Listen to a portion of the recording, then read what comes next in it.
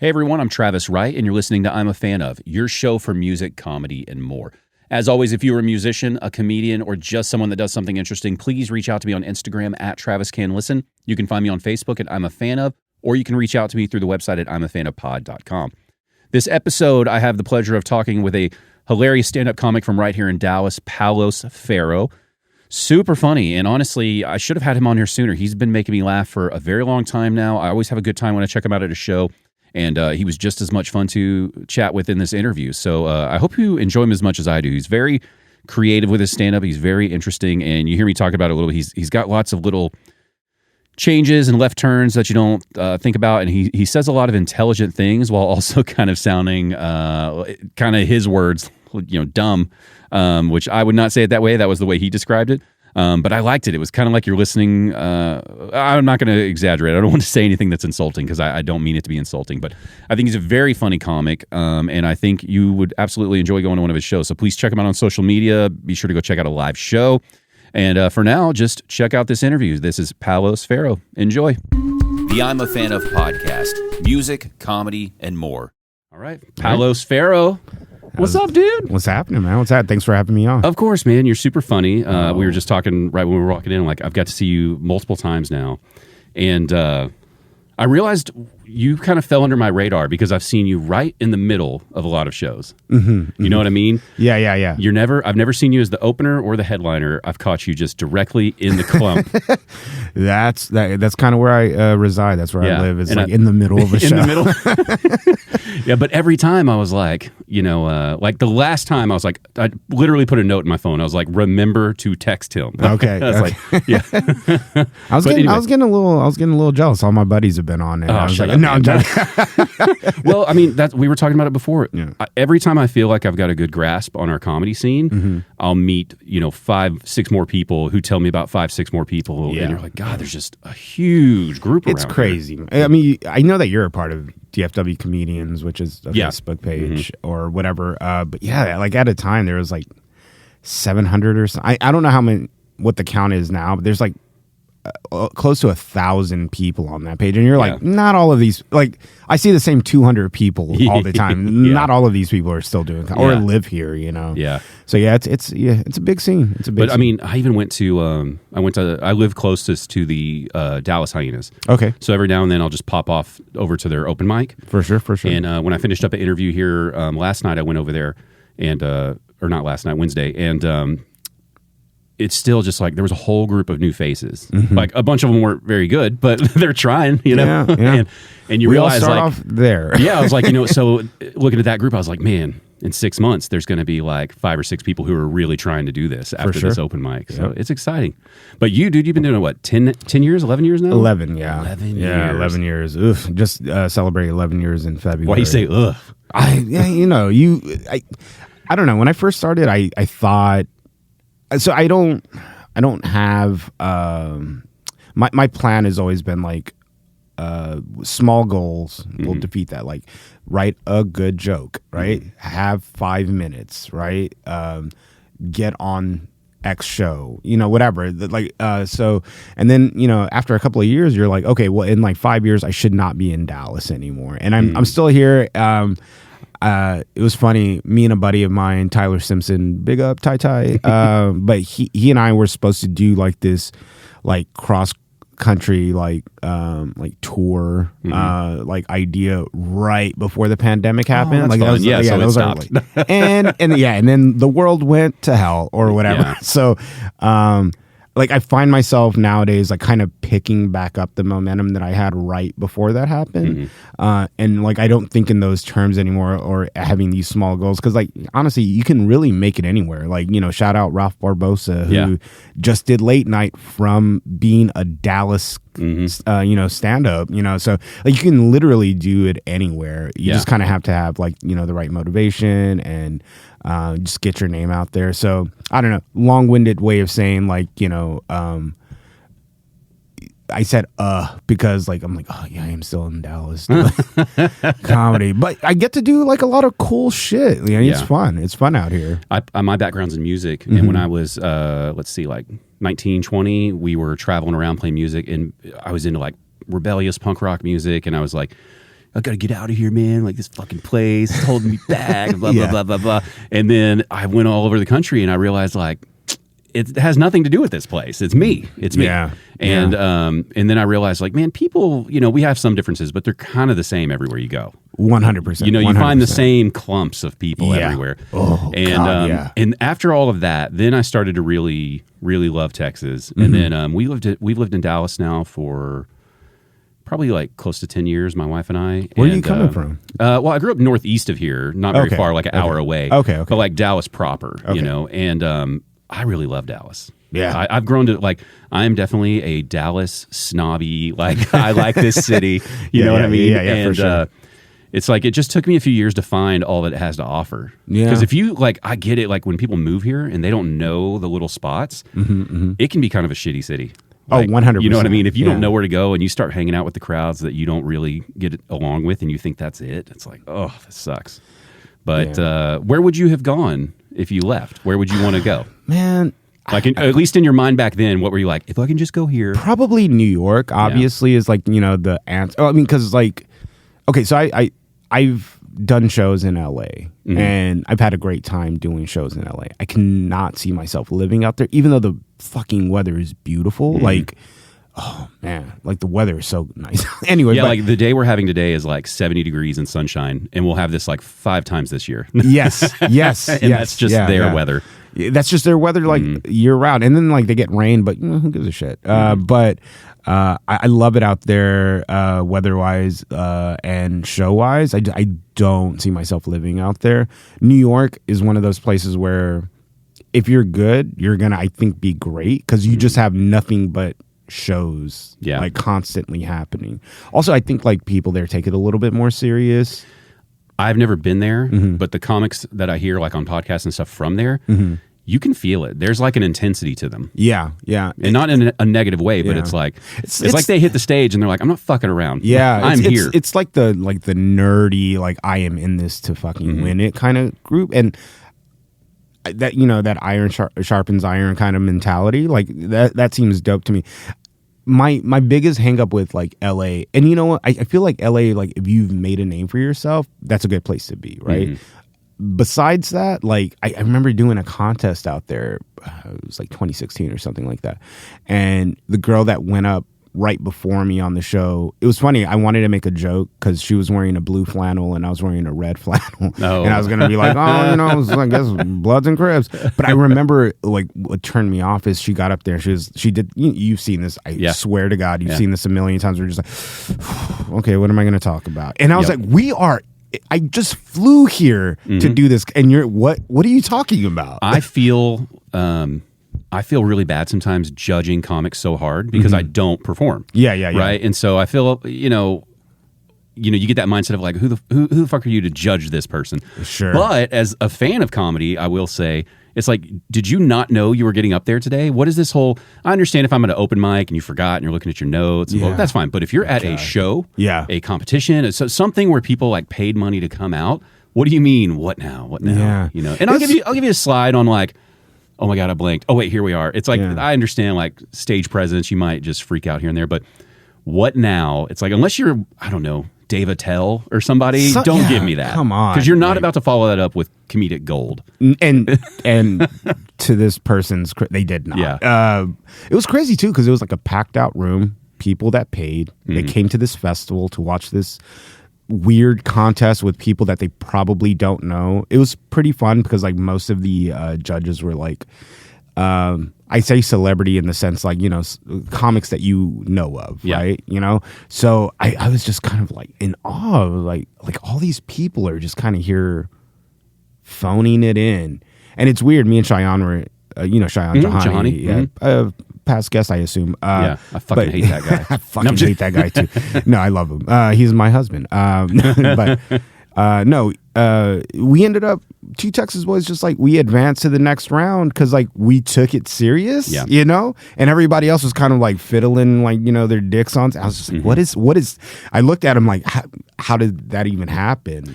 I've been let down by some of the comics from LA whenever they come here. I've been to several shows where maybe like a LA comic is traveling and putting on shows in different cities, and then they'll put some Dallas or Fort Worth openers on their show. And I feel like the local boys, and girls come out and they come out with intensity. Like, I want to do well. I want to do really well. This is an opportunity. And then with some of those LA people, you get the like, get ready. I'm from LA. It's about to blow your mind, Texas. You're just I was on NBC twice. And you're just a bunch of dumb hicks out here. Tighten it up. And then they end up doing just okay. You know? And you can see them, some of them get a little rocked. And these aren't like headliners. These are the guys who are like trying to make it. Yeah. And they're coming out and doing like a Thursday show that they book themselves. Like an improv or something. And it's just like a one night thing. And it's like, hey man, doesn't matter where you're going out here. Like, it's a beast out here. And seeing that a couple times, that's part of what sparked my respect for the local scene. Is you'd see how hard a lot of these people are trying to be good. I like to I like to describe for people that are not from Dallas, like when they're like, okay, like what's a typical show like? I'm like, okay, I don't know if you've heard this quote by Floyd Mayweather, but he would practice boxing underwater. Because like it's kind of the water is pushing back your momentum a little bit, so you're not getting the full swing. But if you practice enough, once you're out of the water, you're even faster than you were. Right? That's what Dallas, Texas comedy is like for me, or Dallas Fort Worth comedy is, because like you go into a show and you've seen this, like guy has his like arms crossed and he's looking at you like, you better make me laugh. It's like, dude, you paid to be here. Yeah. Let's have a good time. So like you're going up against like a restraint almost, like, and so it only makes you stronger. So when I go out of town, like I'm like, oh, they paid and they want to come and have a good time. I'm about to kill them. Oh, that makes sense. You know what I mean? Because like in Dallas, sometimes I love Dallas, but sometimes the audience is just looking at you like, bitch, make me laugh. And it's like, whoa. I see it even from Dallas to Fort Worth. I've seen that. Like you can feel that crowd at a Fort Worth Hyenas is a lot more lively a lot of times. And I've heard multiple people in Dallas, comics, when they're on stage, make a comment about how quickly our laughter ends. Like you'll laugh and be like, ha ha ha. Done. It's like, there's like they have a hard time getting that like long roaring laughter out of Dallas crowds. And I thought that I've heard multiple comics on stage like headlining, these people are funny, and they bring it up and it's like, oh, I wonder what that is about us here, where it's like we're making you really earn it. Yeah, man. I respect them for that. The audiences anyway for that, because they kind of keep you on your toes and make you want to like go as hard as you can, but and then at the same time, like you go out of town and then you get those laughs that last like a minute and you're just like, oh man, you're like, I am a comedy god. I want to sleep in this. Like, dude, that is awesome. I was trying to think how to describe your material and your presentation. I would love to hear how you describe it. I don't know. I never came up with a good way. Okay. Because I kept finding these adjectives that I didn't really like, because it's like, it feels like a lot of times you're very, like it looks like you get up there and you're confused, but you know exactly what you're doing. Yeah. Is that I love that. Okay. Like it looks like you're doing what you just described that we don't like about like what now, but you never say what now. Yeah. And then it almost looks like, especially like your cocaine bit, when you start getting into that, it's like, did he wander in off the street and somebody gave him a microphone? I'll take that as the highest. I love it because I knew I liked it because I saw it like a second or third time somewhere and I was still giggling. And I was like, that's pretty good. Because now when I watch you, even though I know a good bit of some of your routine anyway, now I get if I watch you perform, now I'm like looking at the audience to see how they're going to take it. For sure. Because I feel like a lot of your material can be taken. I mean, you got to get wildly different reactions. Oh, 100%. Yeah. I also love that, like that people interpret it however they interpret it, which is, that's fine with me as long as you're laughing, obviously. But yeah, I like to, I don't know. Somebody was asking me to describe my style. I did an interview for some magazine recently and they were like, oh, how do you describe your style? And I was like, I'm like the town idiot, but like the guy who's writing it is very aware that he's the town idiot. You know what I mean? Like, yeah. So, okay. I like that. Yeah. Cause there's a lot of misdirection in like a Jesselnick sense, but it's nothing like that. No, mine is like profusely stupid, you know, whereas he's like a crazy narcissist, like serial killer. Like I'm just dumb. Well, but even like one of your Instagram clips that you post recently about the percentage of white men that are sexual predators, or was it serial killers or sex predators? One of those. Yes, but it's like this sex crimes. But that punch of the joke, it came out of. I was like, oh. Nope. Okay. Never mind. Like total. And then so many of your punchlines. Now I'm turning at the crowd. One to be like, to see if I can make myself feel intelligent. Did they get it? Did they get it? And then the other is just to see, are they laughing or gasping or confused? I remember doing that joke at what is it, RBC or something like that. It's a in Deep Ellum? Red Blood Club. Yeah. Is that what it's called? I never It used to be an old music venue. I don't know what it is now, but it was called the Red Blood Club. Yeah. Okay. Well, and now they just do RBC, I think. Yeah. So when Dallas Comedy House was moving from Main Street to Elm before they shut down, they were running shows out of RBC, and I remember doing a show there that Cheyenne put together. Shout out Cheyenne again, my husband. But there was this older white couple that was sitting in the front, and he was the typical like, make me laugh, boy, and like, and I remember doing that joke, and he was hard the whole time, like not just rock hard, huge erection. No, not he was just like a very like stone face, he was like you're gonna earn it, and I remember getting to that joke, and he like looks over at his wife, clearly upset, and I don't know if you've heard the entire joke, but that joke goes like 3 beats, like 2 more beats into that joke. I do another set of whatever facts, and by the end of it, he like you could see his like upper lip go up, and like he's breaking a little bit, and I just stared at him, and I was like, yeah, this one's for you, buddy, and then he just like loses it. He starts laughing, and I was like, come on, man, I shouldn't have to earn it this hard. Why are you making me dance up here? It was weird too, because I was like, I remember it was probably like the 3rd date of that I was on with this girl that I was seeing at the time, and she was there watching your show. She was sitting next to them. And she was losing her shit, like, because she looked over at him. She was like, "Oh, this is uncomfortable," but I am dying laughing at both of the things, what he's saying and also how he's making it feel. So it was this perfect storm, dude. I walked out and I was just like, man, I have the biggest dick in the world. Like it makes you feel like that. Like now him and I were both hard. Exactly. You bring dates to shows? Oh man, I typically try not to. Yeah. What was it about this one that you were like, yeah, let's bring her to the show? So she and I were supposed to meet up.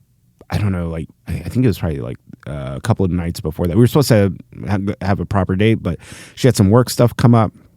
So we postponed it to the night of the show. And so we go out and, I don't know, we ate sushi in Deep Ellum or something. And she was like, well, I'll come over to the show if it's not like sold out or anything. And I remember. And does that make you excited or like, oh, fuck?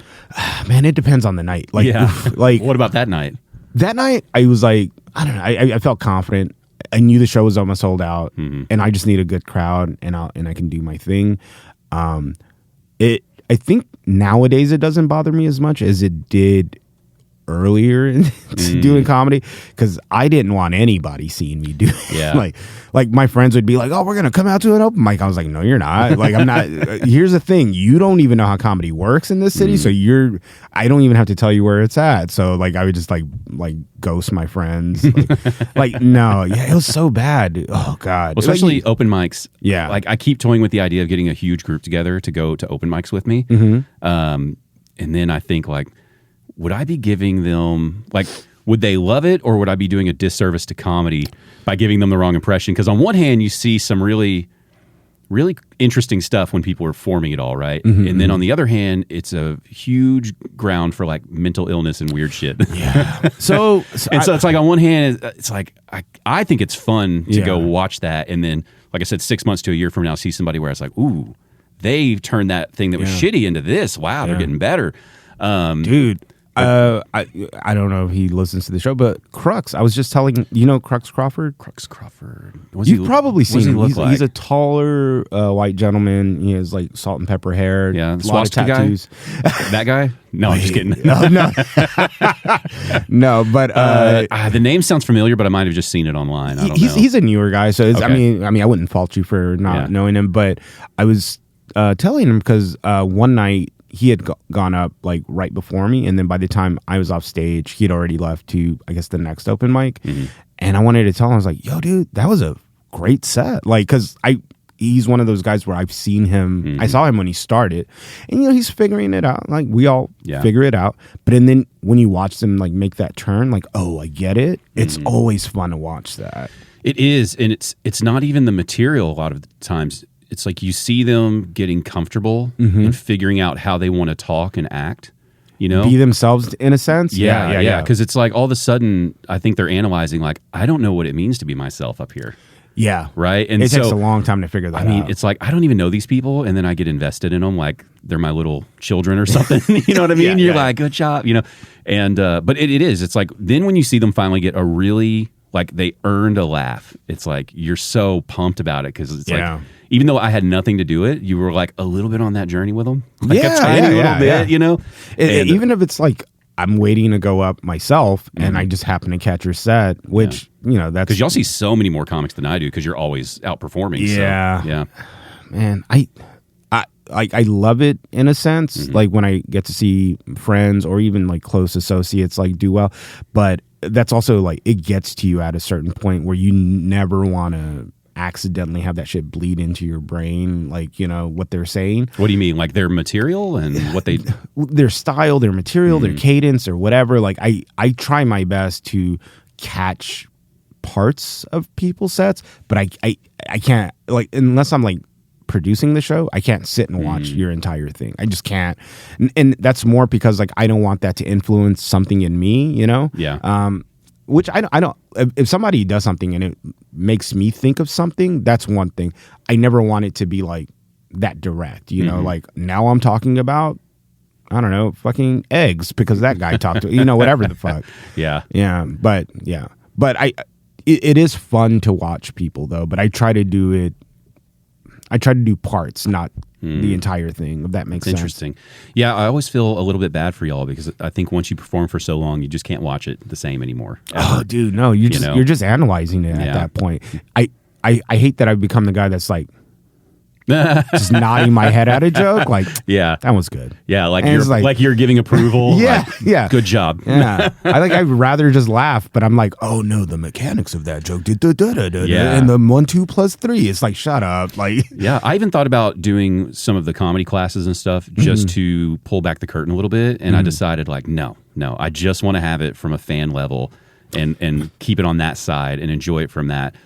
Because I'm that way with music. Like I really love music, but because I play guitar, same thing. You kind of analyze a lot of stuff too much, and I think it's easier with music to not overanalyze it because there's so much happening. There's so much variety.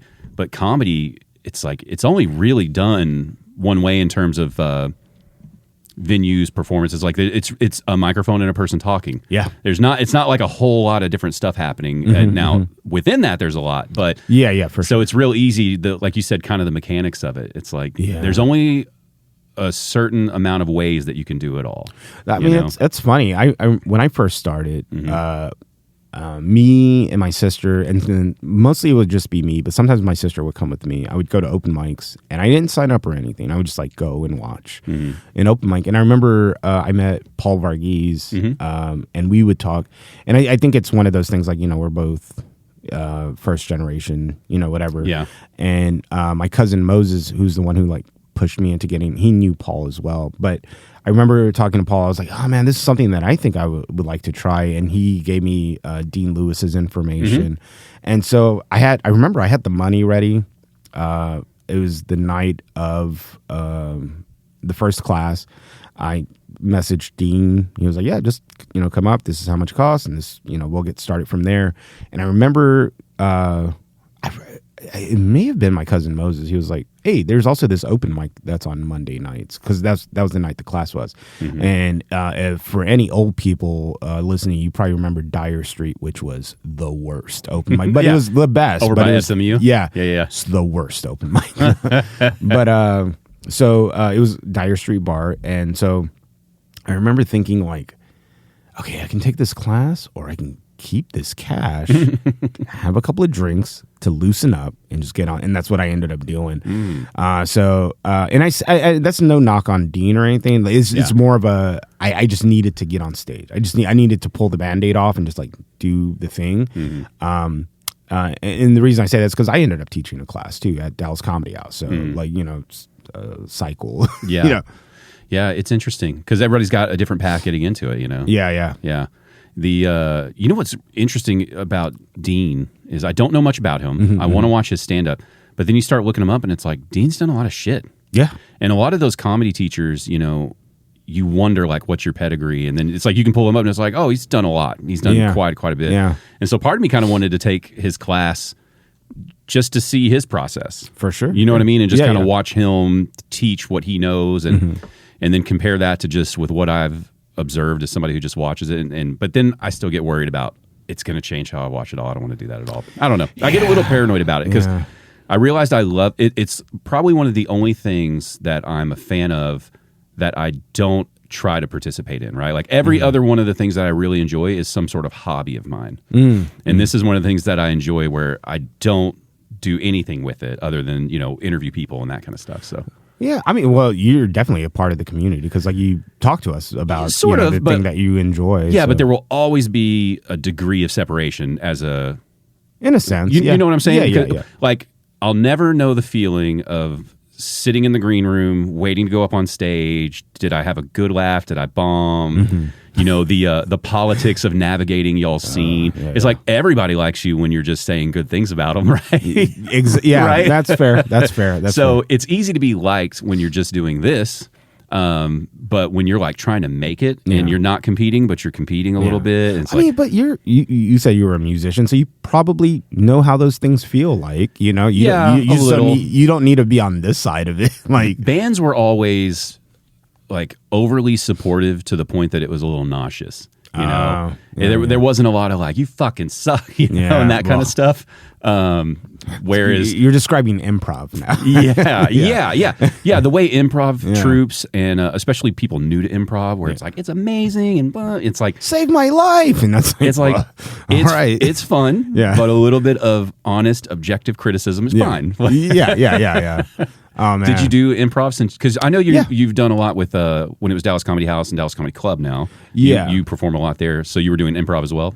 Yeah. So at Dallas Comedy House, I wanted to take their sketch class, and you had to take at least 3 levels of improv before you can take sketch. What's the difference between sketch and improv? It's just that you're preparing it. Yeah, sketch is like SNL, but for the stage, right? And improv is you literally are making it up as you go. Also, they wanted you to improv before you wrote sketches. Yeah, well, they wanted you to perform, which in hindsight makes so much sense because, like, everybody thinks that they can do everything, until you actually have to do it, and then you're like, ooh, this is not good, and why are you standing like that? You have to kind of be aware of your stage presence. I would say that improv helped me a lot with stand-up too. Like it helped me riff a lot, like make up stuff, do crowd work stuff, be very present of myself on stage. I used to be one of those guys that would look at the floor and the little cord, I would dangle the cord and I was like, all those little nervous tics. Yeah, it's like, buddy, you are being so distracting right now. Like just perform, So I it helped me with that. So, shout out DCH for that. But I didn't. Do you know if you were at the other DCH, Beth Yancooner, right? Yeah. Okay, so Beth and I go way back. We used to work at Starbucks together like a long time ago. Nice. Her husband was a best man at my wedding. Oh shit. Okay. Yeah, we know each other really well.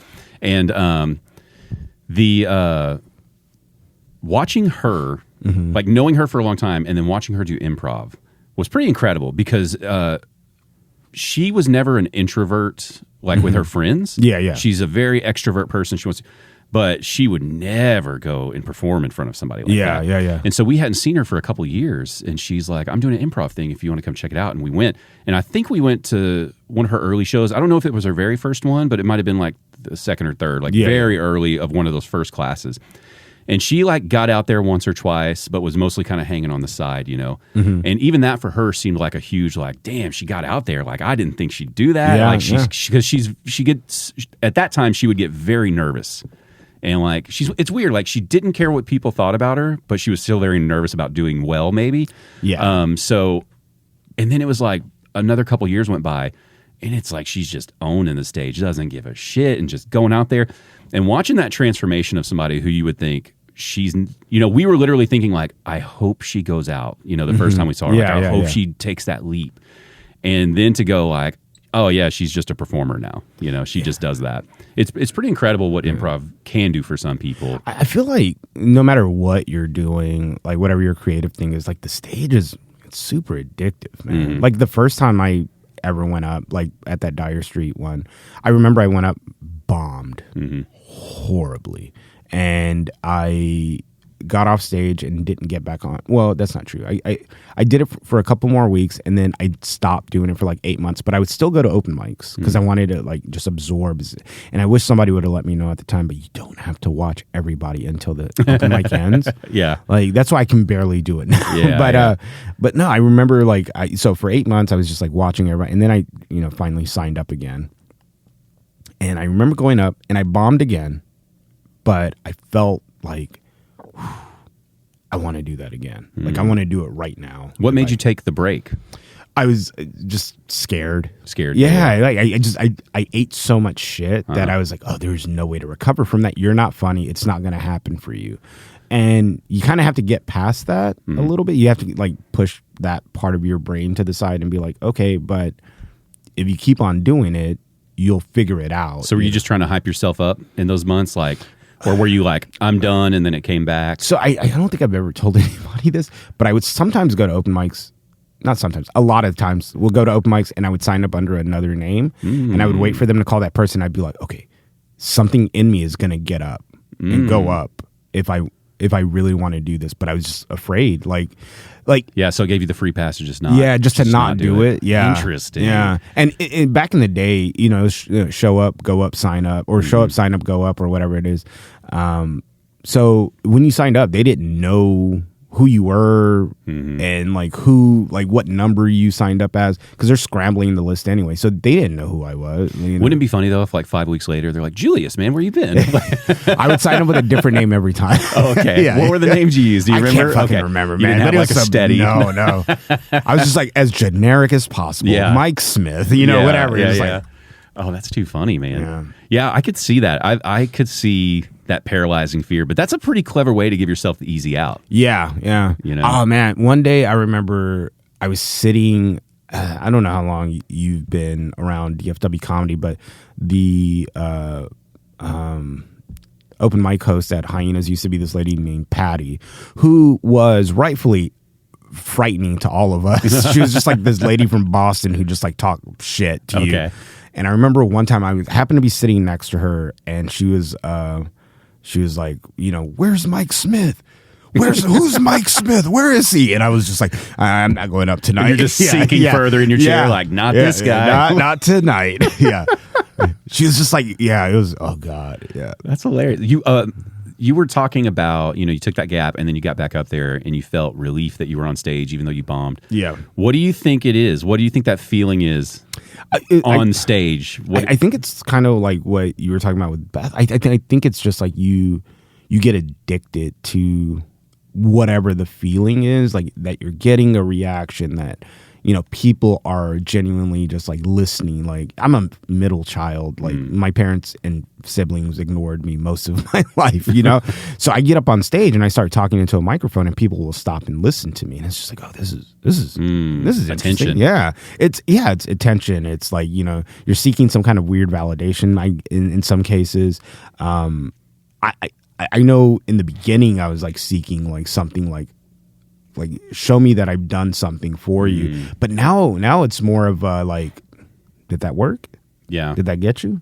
did that get you the way I wanted it to get you? You know, it's like, are you laughing the way I intended you to laugh? Exactly. Yeah. That's interesting. So, yeah. I am one of those cowards that doesn't make eye contact with the audience. Even 11 years in, I can't make eye contact with anybody unless, other than for two reasons. There's like one joke where I have to do it, the cocaine joke. Yeah. And then because I'm like specifically talking to somebody in the audience, and then I'll do that when like I like land the punchline, because I'm usually looking over everybody's head. It's I found this clever way of like masking it where they're just like, I was gonna say, it appears like you're looking at the crowd, yeah, so it's working. Yeah. But and then like I'll get to the punchline, and then I'll look at certain people to see, I'm like, okay, they received it the way that I intended it to be. And then sometimes you have the one arm cross guy, and I'm like, okay, well, we have to break this motherfucker. You're like, I am in competition with you. Yeah, now. basically. Yeah. It's interesting. You can tell the stage is addicting even for people that suck, because you'll see this person who's not good yet, and they're just doing it. And then you look at them come off stage after they know they bombed, and it's like, yeah, they don't like that they bombed, but you can tell they're really happy to be there. Yeah. The ones who are trying, not the ones who are just a little crazy. Like, for 100% distinction there. Yeah, the ones who are really working on it, who just, they're funny, they just haven't found it, I definitely know what you're talking about. I love it when I see somebody get off stage and they're still like, okay, we'll try again next time. The ones that weird me out are the ones who like just bombed and they're like, killed it. And it's like, buddy. Dude, that running joke of like, give me the confidence of an open micer, Exactly. I mean, because some of them, I would never say the names anyway, but I don't remember who the person was, but I saw someone, they got up there, you could tell they're clearly brand new, and they decide to tell a story. It's not making any sense, right? And what is Hyena's open mic? Probably 3 minutes. It's not very long. 3 to 5, yeah. Yeah, 3 if you're not doing well, right? So the way they're telling the story, they don't see that they got flashed the light to come off stage, and so now the host has to do that awkward stand by the stage, and they're not looking that way, so they can't. And so then he's like having to get up on the stage, and they're like, is that it? And then he's like, all right, give it up for, and she literally is like, what is wrong with you people? Did you not hear what I just, like, were you not listening? And then they get off the stage and they're talking to who they're there with while the next person's performing. And they're like, if they just would have let me get to that part. Nobody. No. It's like, what is wrong with this crowd? It's like, and you see that distinction of like, there's so much delusion. Yeah. You will never be good if you have that delusion, right? We speaking of Patty, that used to run the open mic at Hyenas, she used to do this thing, which is genius.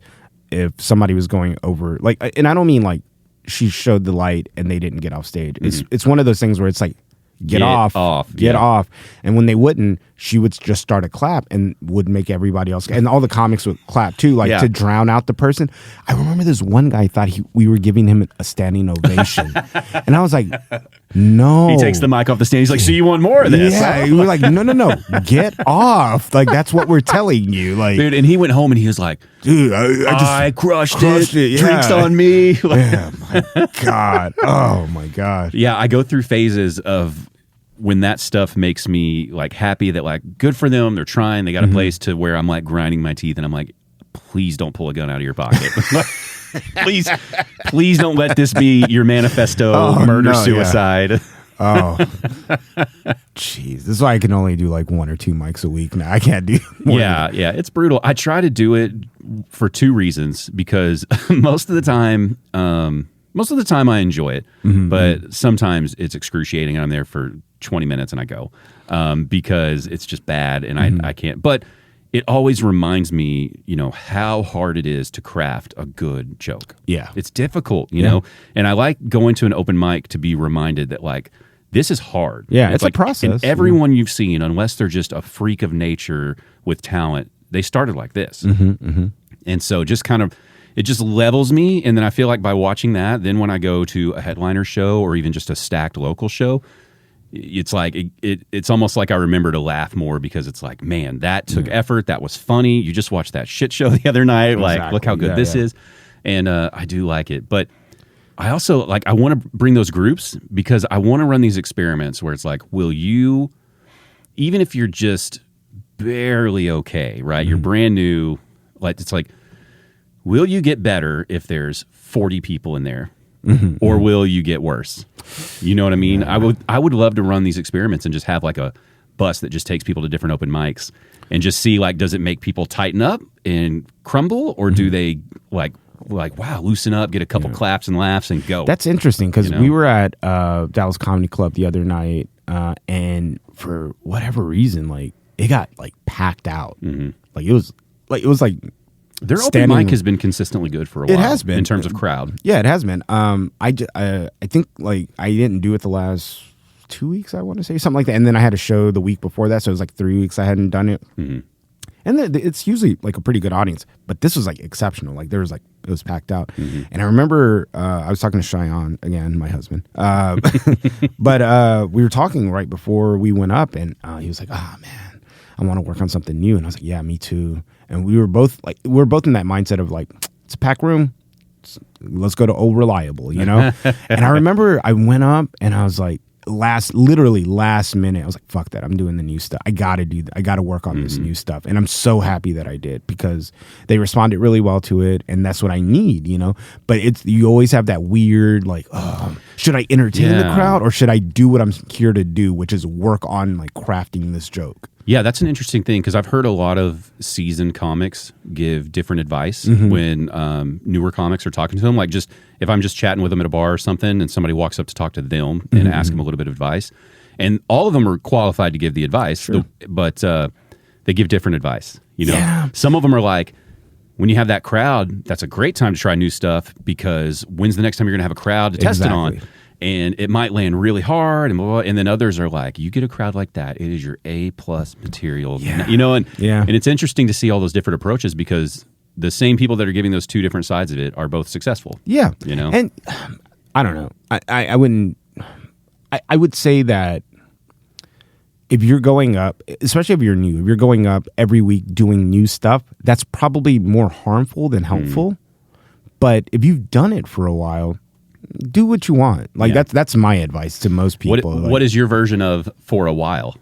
I don't know, you know what I mean? 4 or 5 years. You know, it takes a while to kind of like know yourself. You know, on stage. I wouldn't say even 4 or 5 years qualifies. I've been doing it 11 years. I feel like I'm just barely figuring it out, you know? Yeah, but everybody I talk to, y'all all say that thing. You know, I'm just like 25 years in. I'm just trying to find myself. Just trying to figure it out. And it's like, shut up. You. You figured it out, all right? It really is. I mean, I just had Alfred Kainga on here. Oh, nice. And it's like, that dude just oozes confidence. Yeah. And he'll still say stuff like, you know, I think I'm finally finding myself. Yeah. It's like, okay. Oh, fuck off. And he's like, I've been doing it, 19 years. And it's like, just now finding yourself. Okay. All right, sure, man. No, Alfred is he's an assassin. Yeah, dude. He's he'll get on stage and like, you're right. That confidence, you can feel it. It's like, he's like, I own this. He hasn't even said a word. Stage. He just owns the stage. And I've talked to him a couple of times. I don't think he knows me that well, but I know him, you know. Yeah. I think he like hosted a show that I was doing once, and I was just kind of like, oh shit. Him as a host would be very intimidating. It was. Yeah, it was. Very intimidating. Because he didn't even really do time. I want to say he did time in between us. Just riffing a little. Just riffing a little, like 30 seconds to a minute in between each person, which I typically hate when anybody does that, but he killed it. Oh yeah. You know? And I was kind of like, oh shit, am I gonna bring the show down? But no, what he was doing is like he kind of like elevated it just a little bit for me, and then it was like, now, hey, here's the baton, go. Like, what I liked about him as a performer, and then when I got to talk to him on here, it's like I left the interview and I was just in a good mood. There's just something about him. Super positive guy. Yeah, and I was trying to talk to my wife about it. I was like, is it just the like he immigrated here and he's happy and life's going well, and like is it like the person who sees all the stuff that you have but you don't because you're too close to it all the time, and it's like, and their joy just rubs off on you because you're reminded, like, yeah, man, life is good. Life is good. It's good, man. And then you go home and you're just like, man, it's not really. It's not that great. No. No, but like something about his performance as well as just kind of being around him in general. Yeah, and usually that would turn me off. I'd be like, what's this guy's angle? But it doesn't feel phony with him. Yeah. If it is phony, he's doing a great job, but it doesn't feel that way. It's funny because like we were describing, like when you were asking me to describe my style earlier, if I were to describe his, it's like he's the guy you want to hang out with. Man, you know? yeah, absolutely. I feel like I'm the guy on stage where I'm like, I'm smarter than that guy. You know what I mean? That's what I'm trying to give off. But like he's like, we can have a drink. Yeah, you know, like So that's, he's like, do you guys, want to get beers? And you're like, actually, beer was. You start giving some facts. Yeah. You know who said that same thing was, oh my gosh, why am I blanking on his name? Jack Freeman. He said the same thing. He's like, I'm the guy who will correct you all the time, and be wrong. Yeah, I would just be wrong. Like that's me though. You're like, it's not pronounced beer, it's pronounced bear. Bear. And they're like, get the fuck out of here, you idiot. Going back to the open mic thing we were talking about earlier, because I wanted to, and I don't like this guy a lot. You don't have to say his name then. No, fuck him. I don't care. It's Andrew Scholes. You know who that is? Famous guy. Yeah. I thought you were about to like throw some local person under the bus. No. Okay, interesting. I don't care for him as a person, but he did do this one. He had this one like soundbite, which I was like, oh yes, this is stand-up comedy. And he was describing like getting good at open mics. Like, imagine if you had to learn. Imagine that you were learning how to play the guitar, but you can only play the guitar 5 minutes a day, a couple of times out of the week. In front of people, or even to yourself. Yeah. Like, how good would you get? It's like, and that's how comedy works. So like the idea of like that people are like continuously doing it and trying to get better is always like fun to. You're right, it's fun to watch, but like you're not, like Aerosmith isn't going to come ask you to play with them after 6 months. Like, just be a little realistic. Like I've never thought about it that way. Because I grew up playing guitar. I probably started playing at like 14, I think. And you could play all day, every day. Yeah, I didn't have a driver's license yet. No girls were wanting to go out with me or anything. So, I mean, I could practice, for 4 hours a night and just get lost in it. And you cannot do that with comedy. You can't. And it doesn't matter how much you watch or learn about it. You no matter what the skill is, like you have to do it. Yeah, that's interesting. When I first started, I would do. Are you familiar with Usama Siddiqui? Yes. So he and I came up together. I think he started like. Oh, he's from here. Yeah. He's from Plano, actually. Oh, that's awesome. I want to say it was like 2 or 3 months before I started doing it. He had started. Him and because he just came back through town recently. Didn't he? Yeah. He had a one-nighter at the Addison Improv, and I'm not sure if you're familiar with Nimish Patel. I've watched him one time, but it wasn't the local Nimish Patel. Yeah. But they started together, and then I started a couple months after them, and then we would all hang out. And then after a while, Nimish, stopped, and then me and Usama would ride together everywhere, and we would go to like 5 to 7 mics a week, literally every week. It was like 5 to 7 mics that we would do, and it was the same thing every week. We would be like, this open mic is going to determine if I have a good week or not. Wow. And it's because you get that way. It's just like, I got to get good fast. I got to get good now, So like we're going to everything that's like, possible to do. And like, you're just trying to get better. But you only have 5 minutes each, like, or in some cases, like you're doing 2 or 3 a night. Yeah. So at most you got like 35 minutes of practice that week. Exactly. And that is all you have that week is like 35 minutes of practice, which it's insane, man. When you put it on that level, it's extremely depressing now. It is, right? I hate that guy is the one who like put that, and I was like, oh, that's a good point. I guess a broken clock is right. At least, know? Well, it's like, you don't have to like a person to get good advice. Yeah. Like everybody, whether you hate them or love them. It's like, I hate Donald Trump, but there's going to be one thing he says in his lifetime where I'm like, he's got a point. He has a point. Like I don't like the other 99% of that shit. But every now and then you got to be like, okay, all right. Also, my beef isn't that bad with him. I just think like he's kind of corny. That's mostly is all. Who? Schultz. Okay, I thought you meant Trump. It's like he's just a little corny. Yeah, there's a guy that's on his show as well, who's also a Dallas comic. I think I know, but I forgot the name. Yeah. Because I remember where I realized I had different opinions than all those guys is when they were weighing in on the Pung argument about Pung and Tony Hinchcliffe. That kind of bothered me too. And it's like, I saw their point, but I just disagreed with it. And it's fine. It's whatever.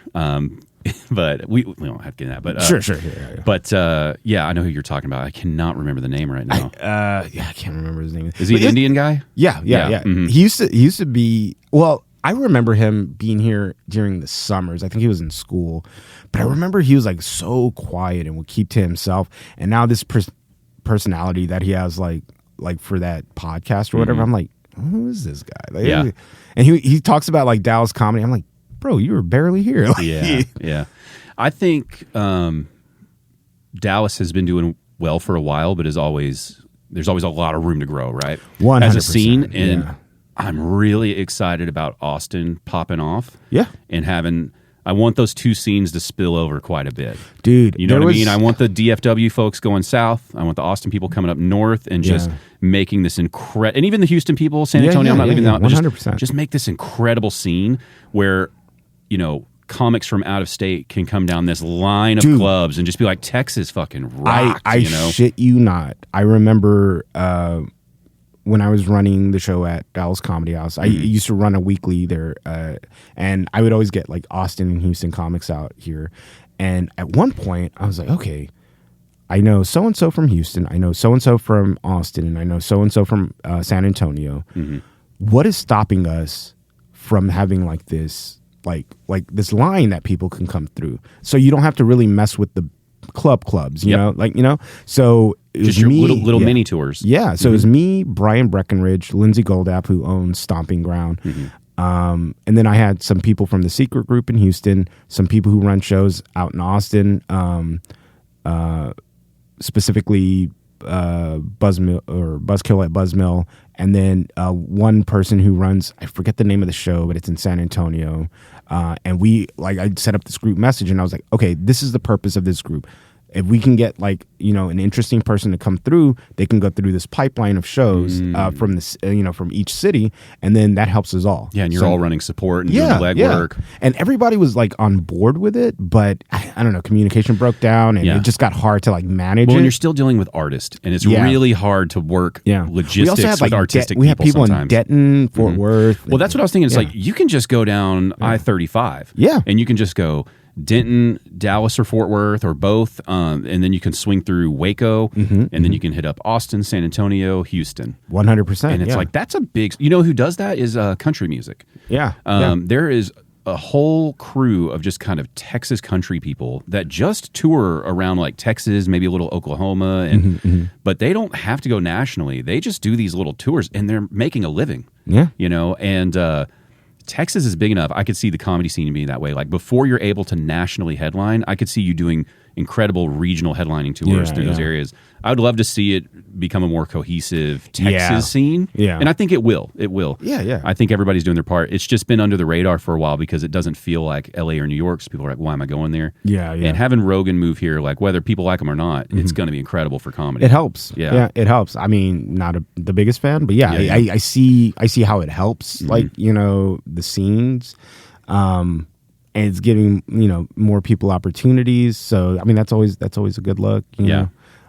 So I don't know. We'll see. Yeah, it's interesting. When you were talking to those guys about doing that, did you get any pushback at all? Were they all on board and it just kind of fell apart? No, yeah, there was not really pushback. It was more of like it was a logistical nightmare, more or less, because like everybody had shows on different nights.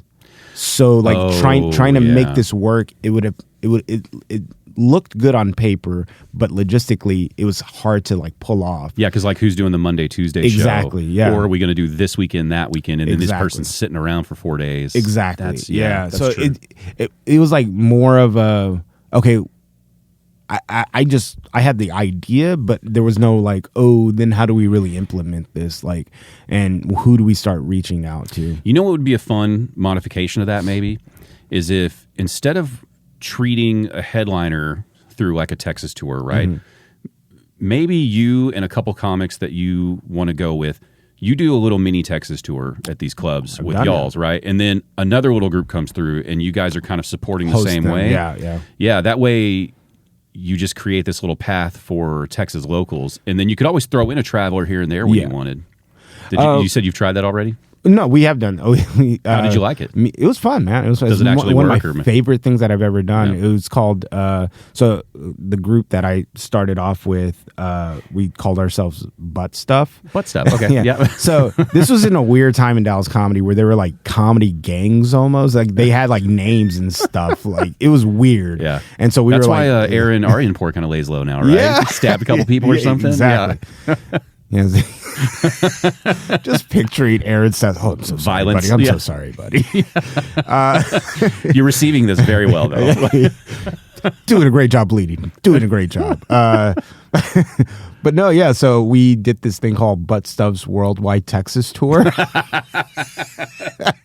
and we went to. Did you throw any kind of little tag like "everything's bigger down south" or something stupid? Oh, that would have been so. That would have been so good. But it's just like a 20-word tour title.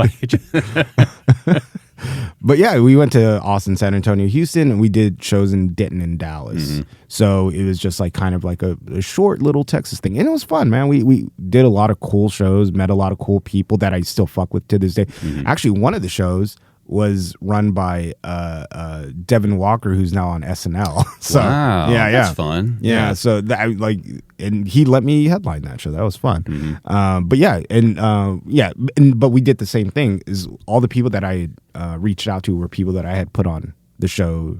Like that would reach out to me like, hey, I want to do a show in Dallas. I've heard about your show. I'm like, oh yeah, come on through. And then it was like, hey, can I do your show? Mm-hmm. And can I also bring my friends? Yeah. And so they were like cool with it. So yeah, everybody was very accommodating. It was cool. Like I miss that because a lot of the showrunners from back in the day like are either they've moved on to other cities or no longer they handed off the show because they're doing well themselves, you know. So it's like and then some of them just get burnt out because running shows are hard. They suck. And like what I've noticed is people who run shows, there's people that love you, then there's people who don't appreciate you at all, and then there's the people who think you're trying to ruin them. Yeah. Even if it's not real. Yeah. It's like because sometimes I'll be sitting, I'll pick seats in like most of the clubs now. I know kind of where the comics are to be hanging if it's shows or open mics and stuff.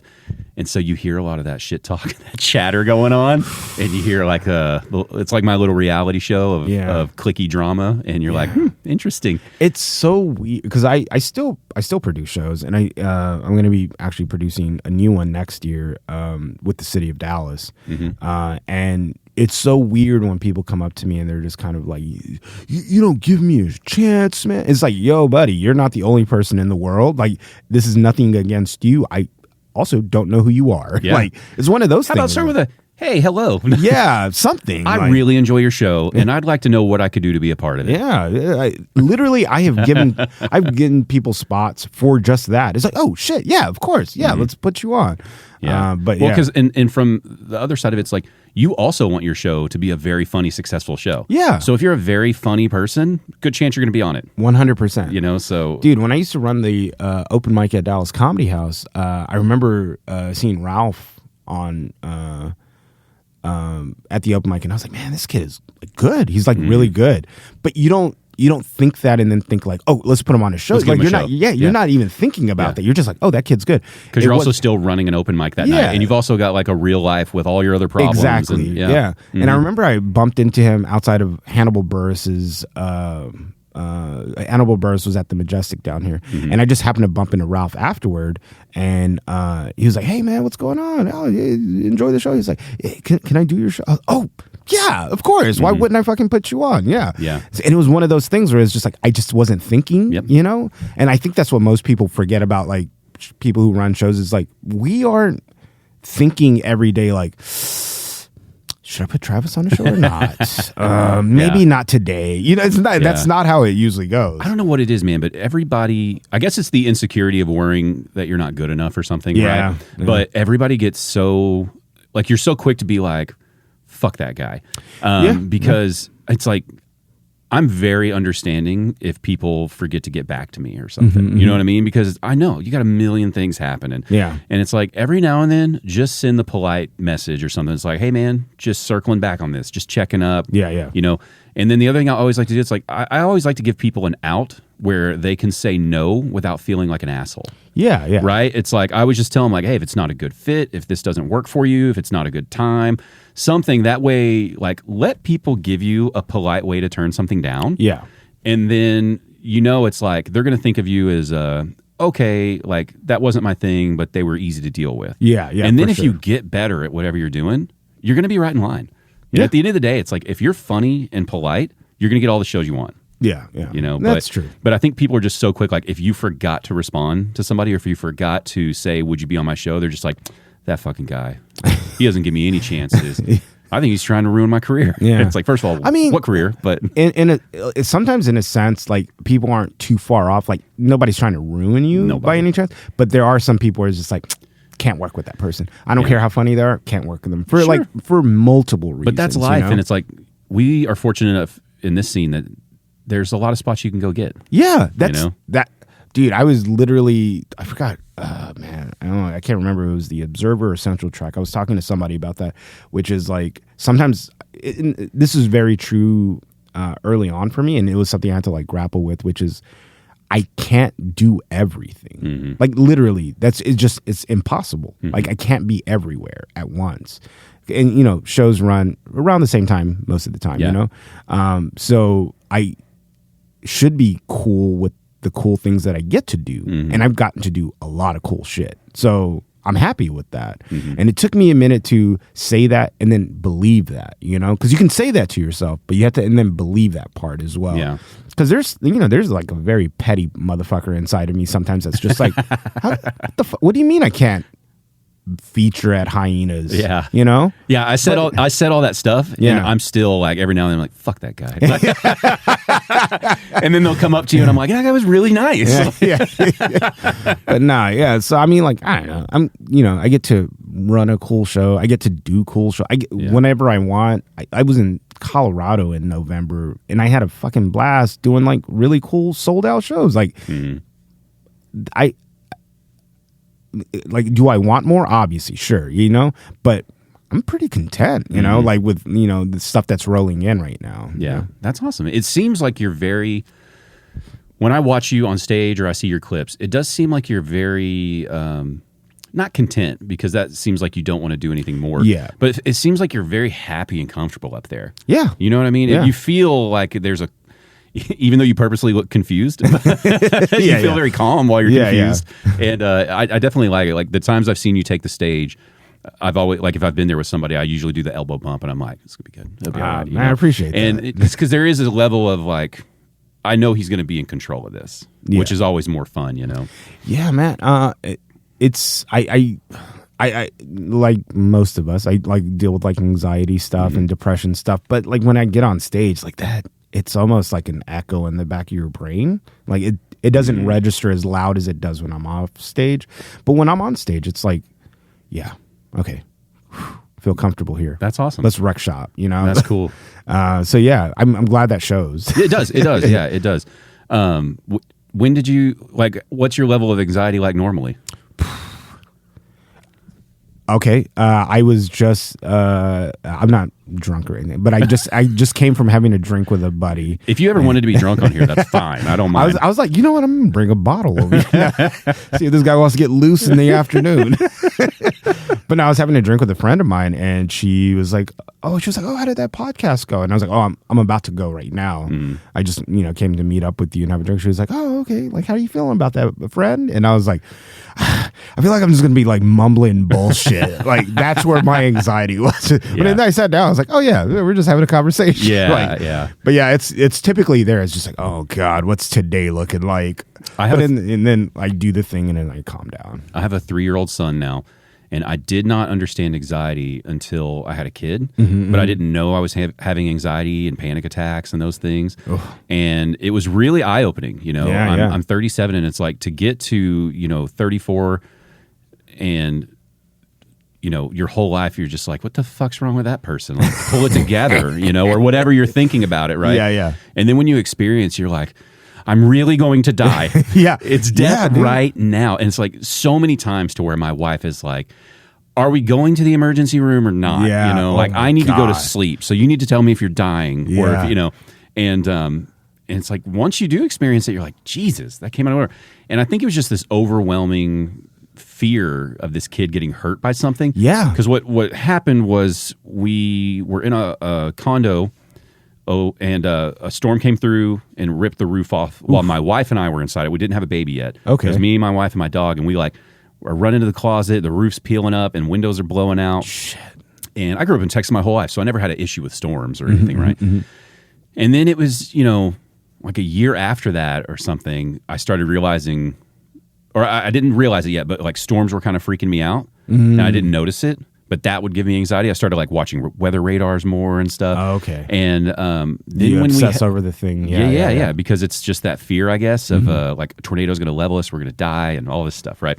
And then when I had the kid, that's when it clicked that I kind of had a problem because a storm would roll through, and we had a 3-month-old in a crib, and I'm sitting here with like literally with like a compass, going like, okay, the storm moves from southwest to northeast, and his wall faces this direction. So if debris does hit, and the tree's more likely to fall this direction, and you just start boom, boom, boom, boom, and then before you know it, you're freaking out. And then it was just the stress of normal life. All of a sudden, like I was just getting busier, and things were compounding. And it's like before I knew it, I was having panic attacks, and I had to get on medication and all these things, and it dawns, it's like, wow, this is a real thing. And I don't even have that bad of a case of it. Yeah. You know, like I'm on a really light dosage of a very common medicine. And so then when you hear about people who have more serious anxiety, you're like, how the fuck do you even function, man? Yeah, You know? dude. Back in September, I had checked myself into the emergency room, and I do a joke about that now because I thought I was having a heart attack. Yeah. It feels, Yeah. and you're literally giving yourself chest pain. Yes. Because you are causing your own chest pain, which causes your fear, which causes more chest pain. Yes, and it's just this. It's a circle because Yeah. like you're just like, oh, it's happening, and it's like, well, you're panicking. That's why it's happening. Like, you know, but I checked myself in, and the doctor was like, you know what's going on. I was like, I'm having a heart attack. He was like, you're not though, man. Yeah. Like he was trying to be so nice, but I was increasingly freaking out to the point I passed out. You know, and like they then rushed me on a table, and they were like ripped my shirt, and they were like, yeah, he's not. Yeah, they're ready to do like chest compressions, and they were he just passed out. I woke up, and he was like, "Sir, you're having a severe panic attack. Do you know what may have caused this?" And like I knew what caused it, but like I didn't know at the time to put it together. And in your mind, you're like, if I knew what was causing it, I wouldn't be panicking. Exactly. yeah. That's where. But like later on, like when I say later on, like 20, 30 minutes later, I kind of put it together. You know, I was on low sleep. I was having a very stressful conversation with a very stressful person. And then I was also, this is the embarrassing part, I had bit too much into a gummy. That'll do it. Yeah. That'll do it. And then it was just a perfect storm of like, we're dying. Yeah. Like, yeah. So the irrational thought of, there's a little tiny bit of pain in my chest, I'm going to collapse on this sidewalk, and that's the end of me, is so real, and it's so ridiculous. And then, like you talked about, 20, 30 minutes later, when you can finally get it under control, you feel so fucking stupid. You're stupid. Like, I can't believe I wasted all these people's fucking time. Like, there were times where I'm like breaking down in tears, going like, you fucking pussy. Dude, like, I passed out. Like I fell asleep, I should say, after I passed out. I fell asleep in the hospital, and I remember somebody walking in and like tapping me, but I didn't wake up because I was like, it's been a long day, a long night. And then finally she came again. She was like, you can leave now. You need to go. Yeah, you need it. And I was like, oh. We have someone with a broken leg. Yeah, that really needs this you're bed. just like kind of chilling, my guy. And I was like, all right, yeah. Fucking walked out, called my buddy, and was like, I was so embarrassed. But yeah, But it's so real. It's so real. It made me really. To you, it's real. Yeah, it really made me appreciate it at a different level now. And so now when I can tell someone's freaking out a little bit, I definitely give them a lot more leeway. Yeah. But mine was definitely a sleep component as well. Also, I have high blood pressure, so I didn't have that under control. And I wasn't sleeping because we had a newborn, stressed out about these other things. And then I just had my own little fear of like thunderstorms, and it's like spring and everything's rolling through every day. Yeah. And, but I think that lack of sleep, it's like now if I don't get a good night's sleep, like I have a day job. So it's like if I go to a comedy show on the weeknight, it's like I might only get like 4 or 5 hours and I'll feel, it's like I can tell myself, it's like, idiot, this is when it would happen. But now that I know I can get myself out of that, but it's like, man, get some sleep. The other thing I wasn't doing is I used to run and bicycle a lot. Mm-hmm. And so once we had our kid, it's like we're so tired, none of that's happening. Yeah. And so I wasn't working out that stress at all. And it was just this perfect storm of everything. Yeah. And I have like a good life. Like I don't have any real struggles. And so trying to imagine like the single parent who works a shitty job in a dead end thing, and they also have anxiety, but they don't have the luxury of freaking out. Exactly. So they just freak out in silence, and it's like my dad suffered with anxiety as well. He will never admit it to himself, but I've seen my dad have panic attacks, and like I didn't know what was happening until I started having it, and I was like, oh. Panic. I get it. Anxiety. But yeah, my dad was so focused on like, I have to be a dad and a provider. And I'm like, dude, it's killing you though. Yeah. Dude, Bill Burr's got that great bit where he's talking about how dudes drop dead at 50. Yeah. Because of but he was saying like, because they use the F word that we call gay people, they wouldn't say anymore. But it is the same, like those dudes back then, they were like putting everything on their shoulders and they talked about it zero. Zero. Never, yeah. Dude, so I remember. Of course he died. I remember telling my dad I was depressed one time, and he was like, the best way to solve that. And I was like, oh, please, yes. He's going to give me like a good nugget of information. He's like, just stop being depressed. And I was like, well, motherfucker, that's not how it works. But okay, I'll try that, I guess. He's like, the problem is you're being a little bitch. Yeah. And you need to stop being a little bitch. And then things will get better. Thanks, Dad. But dude, that was that generation, man. It's like, they didn't have time to fuck around. No. And, it's like my dad, he had, he bought a house at 18. Jesus Christ. Because he just worked jobs. Yeah. And it's like, what? At 18, I was getting a very dumb tattoo that I should get rid of, but What does it symbolize, the dumb tattoo? It's Texas with 214 inside of it. Oh, yeah. It's like, all right. Jesus Christ, man. I love all my tattoos equally but separately. I have lived in Texas my whole life, and I feel like sometimes I'm not a Texan because I don't have a Texas tattoo somewhere. It's like we're like the only state who's like getting that everywhere. You don't see people in Idaho being like, so I got an Idaho sleeve. Whenever I do see somebody from like a different state have their state like tattooed on them, I'm kind of like, that looks more interesting than like Texas. Like, I'm always like, which state is that? Yeah. Unless it's one that's really obvious. It's like, which one? But I don't know. That's probably more of the public education system issue we have. Oh God, let's not get started. I do have to talk to you about cocaine. Nice, yes. Are you truly a recovered cocaine addict, or is it embellished for the bit? It is definitely embellished for the bit. All right, I've done cocaine. I was going to say you seem very balanced for someone who was addicted to cocaine. No, I have to. The way that joke even started off wasn't the bit that I landed on. It was I would get up on stage, and whoever was before me, or however many comics were before me, I would take a little piece of their set and then add cocaine to it. So, for an example, there was a guy. This really happened. There was a guy before me, and he had talked about losing his house in a storm or whatever, and I was just like, man, it's crazy, right? He lost his house, and a real good way to lose your house is cocaine. That'll make you lose your house. So I would do something to that effect. But it really hinged on me grabbing something from somebody before me and then just kind of like riffing the rest of the bit. And then I decided like, I like that, but this has to be like a standalone joke. And then I came up with the rest of it. But yeah, I did cocaine with some friends some years ago. And that part is true. The part in the story where I'm just kind of like, my friend said like, you got to buy so that didn't technically happen. Like my friends would always buy it. And then I remember one time I was like, okay, I'll go buy it. And I was like, how much? I'm good. I don't need to do this anymore. Oh my gosh. Do you remember the first time you saw a drug that was more like that was stronger than like marijuana or alcohol? Do you remember the first time seeing it? Yeah. And you're just like, oh. Yeah. I grew up with buddies that were How old do you think you were when you saw the first drug that, like I said, it wasn't like weed, just like a drug? Dude, man, I was like fucking like 10 years old when I saw crack. Like, do you remember your reaction seeing crack? I was like, at 10 years I was old? like, oh, that's real yellow. I remember thinking that. I was Yellow, like, that's weird. interesting. Yeah.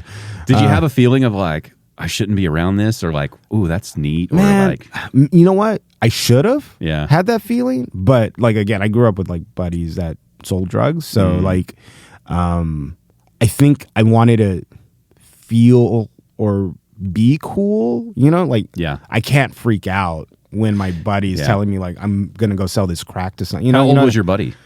He's like a couple years older than me. So you're like 10, he's like 12? Like 13, 14, something like that. Yeah. I was friends with his brother and like, So, and then I grew up and I had other friends who sold a variety of drugs. So like I would sometimes be in the room with them, like breaking down weed or putting stuff in baggies. Like, Interesting.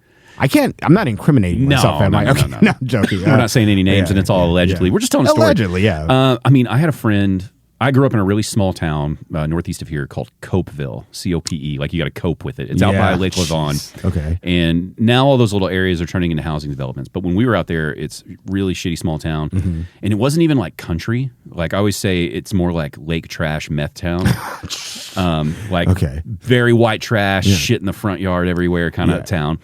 And that car hasn't been driven in 5 years, dude, but it's still there. We can go out there, and there's a couple lots on the streets that I grew up on where it's the same stuff on that yard since I was a kid, and they just mow around it, and I've literally watched it rust and decay. Yeah, but like they didn't even move out to the country, and like I've got an acre or two of land. It's like a little community where you're still next door to homes. It's so strange, and so there's a lot of like country drug addicts out there, you know. So at a very young age, you're starting to see it. And I had one friend, we were pretty good friends. His family had a lot of problems, and like his mom was like an actual prostitute in the town. Oof, okay. So he's being raised by her. Him and his brothers, different dads. Nobody's in the picture because of her line of work, I'm assuming. Yeah. And so he naturally gets into drugs really early, and he's hitting like hard, like. It was so young that like we didn't even know what drugs were yet. We had no idea that he's like showing up to school fucked up and stuff. You know, we're just like, he's always a little sleepy. Like, then I remember we're like at his house, and his house, like in hindsight, it's like a shack. Like the living room, it's like they're living in a studio apartment, except it's a house. Okay. It's that small. Oof. And like what was probably like a utility shed on the back of the house, they modified like into his room. And he had like his own little door on that he could come and go in. Yeah. Very strange. And it's like he would have drugs. And I just remember you would see them and you're just like, fuck, that's like real. That's what I see in these like documentaries and like, you know, I grew up when the DARE program was popular. Same. And it's like, I'm not supposed to be around this. We're similar age. Yeah. And then it got to the point where I could never tell if he was fucking with me. Like he'd be cutting something up on a table and it's like, are those drugs or is that baby powder? And he's messing with me, you know? But he was always nice. He was always cool. And I just remember it was a very intense feeling seeing that for the first time. Yeah. And a lot of it had to do with the stigma of like, all of this is bad. Yeah. And if you see this, like helicopters are going to swoop in and everybody's going to prison. See, so again, I grew up with the DARE program too. And I was always afraid of doing drugs, not seeing them. Like that didn't really bother me. In fact, I felt like, oh, I'm hanging out with the cool guys, and I really that's not what was happening at all. That's how I should have felt. It was like, oh shit, we're gonna get arrested, just because I'm here, you know. But yeah, it took me a long time to experiment with drugs. Like I was in my late 20s, and that's not a good time to try something. I feel like a good time to try cocaine is your late teens. You think so? Yeah. Why then? Get it out of your system. Like, because now you got to go live a fucking life. Like, do you think as a teenager doing cocaine, you're just going to get it out of your system? Well, I mean, I think you would just go balls to the wall with it. If you don't have like an addictive brain, maybe. Yeah. But I knew for me, it was like, Got to stop this. See, shit. I would argue that that's when you tried it is a better age to try it because like your brain and your body are fully developed to like you. That's fair. Like you were at an age where you could make a choice of like, I want to do this, and there's no confusion about it. I was like, man, I wish I would have did this when I was younger. There's no reason why I should do it now. Like, I don't know. That's just my dumb brain. But like, yeah, you're most likely right. Like, it's probably a bad idea. I've never done cocaine. I don't think I have a desire to do it. I think, and you're too late for that, buddy. Well, I was going to say now, like with anxiety and blood pressure medications, I'm not doing any of that. Like, yeah. I don't want to be hanging out with Mikey B in the hospital talking about our heart attacks. Dude, I was at a, where was I? Anyway, I was somewhere recently and somebody offered me some cocaine and I was like, are you fucking insane? Like, I will die if I do that right now. Like, Jesus. I think about drugs a lot in the sense of like full legalization. Like I listen to Russell Brand talk about it a lot, and I almost have to listen to him talk like 3 times because he's so quick and all over the place. But I do love the idea of like, let's run the experiment and legalize everything. I'm down with that. And see what we learn from this. Like put some rules on it. Obviously you can't like shoot up some heroin and go run the forklift. Like, the same rules that we put on other substances. But I do wonder because, I was like, I'm one of those people where I would talk about guns a lot about like, we got to ban these things. We got to do something. We got to get rid of this shit. And then I realized my philosophy on drugs was the opposite, where it's like banning drugs doesn't work. Banning things doesn't work. It's like, interesting. Oh, yeah. And so now I've kind of gotten in that zone with a lot of stuff of like, well, like I want to learn the rules we can put on things where everything can function. I think also like with drugs, like the difference is like, if we do legalize it, obviously, somebody's selling it, which has to be approved medically, I would assume. That's what I love about it. Yeah, it's not like some dude like in his fucking, garage making meth with, we ran out of the right ingredients. Whatever put some he like wants. gas in there, like Well, that's why there's whiskey and bourbon, and bourbon is made in Kentucky, and because during Prohibition.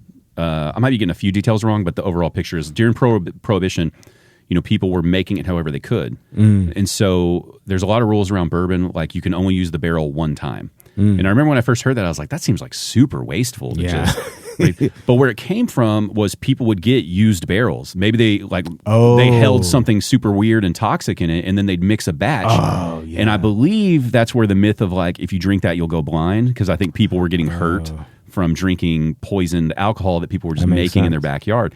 And that's what I think about the whole drug thing. It's like we're having that same problem with fentanyl-laced substances right now. Yeah. So if you knew you could go through an FDA-approved drug dealer or whatever source, whatever third party you want to approve of it, and you could literally flip around whatever it is and see the level of each ingredient, because that's what bourbon did. They said like it's got to be used in this type of barrel, this one time only, and you've got to have these ratios to be considered bourbon, and then you can add flavors and things like that, I guess, into it. That's crazy. Yeah, and so that's really where it came from, was just a way to regulate it so that people could enjoy it and know it was safe. And to me, it's like, I feel like we got to mirror that with almost everything. Yeah.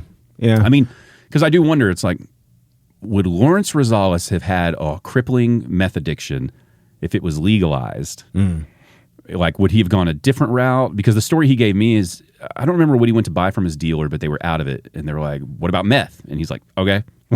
And so it makes me wonder, like, if it was legal, would you stay on minor things that, I don't know. Some people just have addictions, right? But, yeah, some people, and also, like, I think what a lot like people forget about, like, with addiction stuff is kind of the, I'm getting away with it, feeling. Yeah, like, Yeah. So if it's like some, like, nerdy shit to do, like, hey, let's go take a hit of meth, like, I don't think everybody's gonna be like, oh, fuck that guy. I don't want to do that. I heard some comic recently talk about when they were, it might be Kelsey Cook, I can't remember. Yeah. But they were talking about their mom's parenting approach, which was never to scold. It was to like make you feel like a loser. So the bit was like, the mom found condoms and she's like, oh, so you're having sex? Oh, God. You must be so cool. I found your condoms because of all the sex you're having. Oh, God. So they didn't like stigmatize it like you shouldn't be doing. They're just like, have fun. Yeah. Oh, God. That's actually fucking hilarious. It was pretty solid. Yeah. And I was like, yeah, I think if you take the stigma off of it, I think most people just go like, whatever, Yeah. I'm like, I feel like I have an addictive personality because I like smoke cigarettes and I like to have whiskey. But and then like I'll try something and I'm like, you know what? I think Molly, you're good. not for me. If you didn't get super addicted to cocaine, I think you're probably fine, dude. Because And that like, seems like when people have an addictive personality and that's it, it's like, oh, they're going, man. Yeah, they're gone. Dude, I remember the first time I ever did cocaine. It was like with a group of my friends, and I was like, "This is the best feeling." And then I woke up the next day, and it was not a good feeling. And then when I tried it again, I was like, "Oh, I'm never gonna get that first thing ever." So man, fuck it, you know. And also, it's expensive. It's like really fucking expensive. You know, we had a friend of my dad. As far as I know, like he drank beer and he had a good time. He partied. I don't know what his drug use was like. We've never had a conversation about that. I feel like he didn't do a lot of drugs ever, but he hung around with like rowdy people. I mean, I would not tell some of the stories on here because I'm worried he would be embarrassed that I was telling them. And he was open and honest, so I don't think he did a lot of drugs, but he had a friend over who was talking about using cocaine when we were kids, and they were just having a conversation. And he was like, yeah, I remember the first time I took it. He's like, I felt this really intense thing, like I was going to die. Like it felt like I was in a tunnel and a train was about to hit me. And then I got past that and it was great. Holy that was shit, his experience. Cocaine was he? I was like, I don't know. That's some 60s or 70s shit, I guess. Dude, I remember like when I did, I aggressively was like complimenting my friends. Like, I love you. What was your initial feeling like? I'm assuming you snorted it, right? Yeah. What was the initial like it for you? So we did like, I want to say there was 5 of us, and like so we all did like about 2 or 3 lines. And then we went and had some drinks and came back and did like 2 or 3 more lines. So initially it's not anything. Okay. It's like the second one where you're just kind of like, oh shit. You're like, so the first one was just like a primer. Yeah, kind of. I don't know. Maybe this was also just bad coke, but I remember getting very focused and very complimentary of my friends, but aggressively. Like, I was just like, I love you guys. I love hanging out with you. I've been on the receiving end of that multiple times. When you were doing it though, did you know you were being that way? It was weird. It was like an outside, like I was like outside of my body being like, you're embarrassing me, man. But I couldn't stop myself. You know? So like we started 5 businesses that night. Exactly. Yeah. Oh dude, we had so many plans that night. Like, so many plans that I think after hearing that scary story that my dad's friend didn't know we were listening to, and then also just seeing people act that way where I was just, I think that's why I never tried it, because I was just like, Jesus, that looks fucking annoying. Yeah. You know, it's like you've never seen somebody really coked out and been like, they were so fun. Yeah.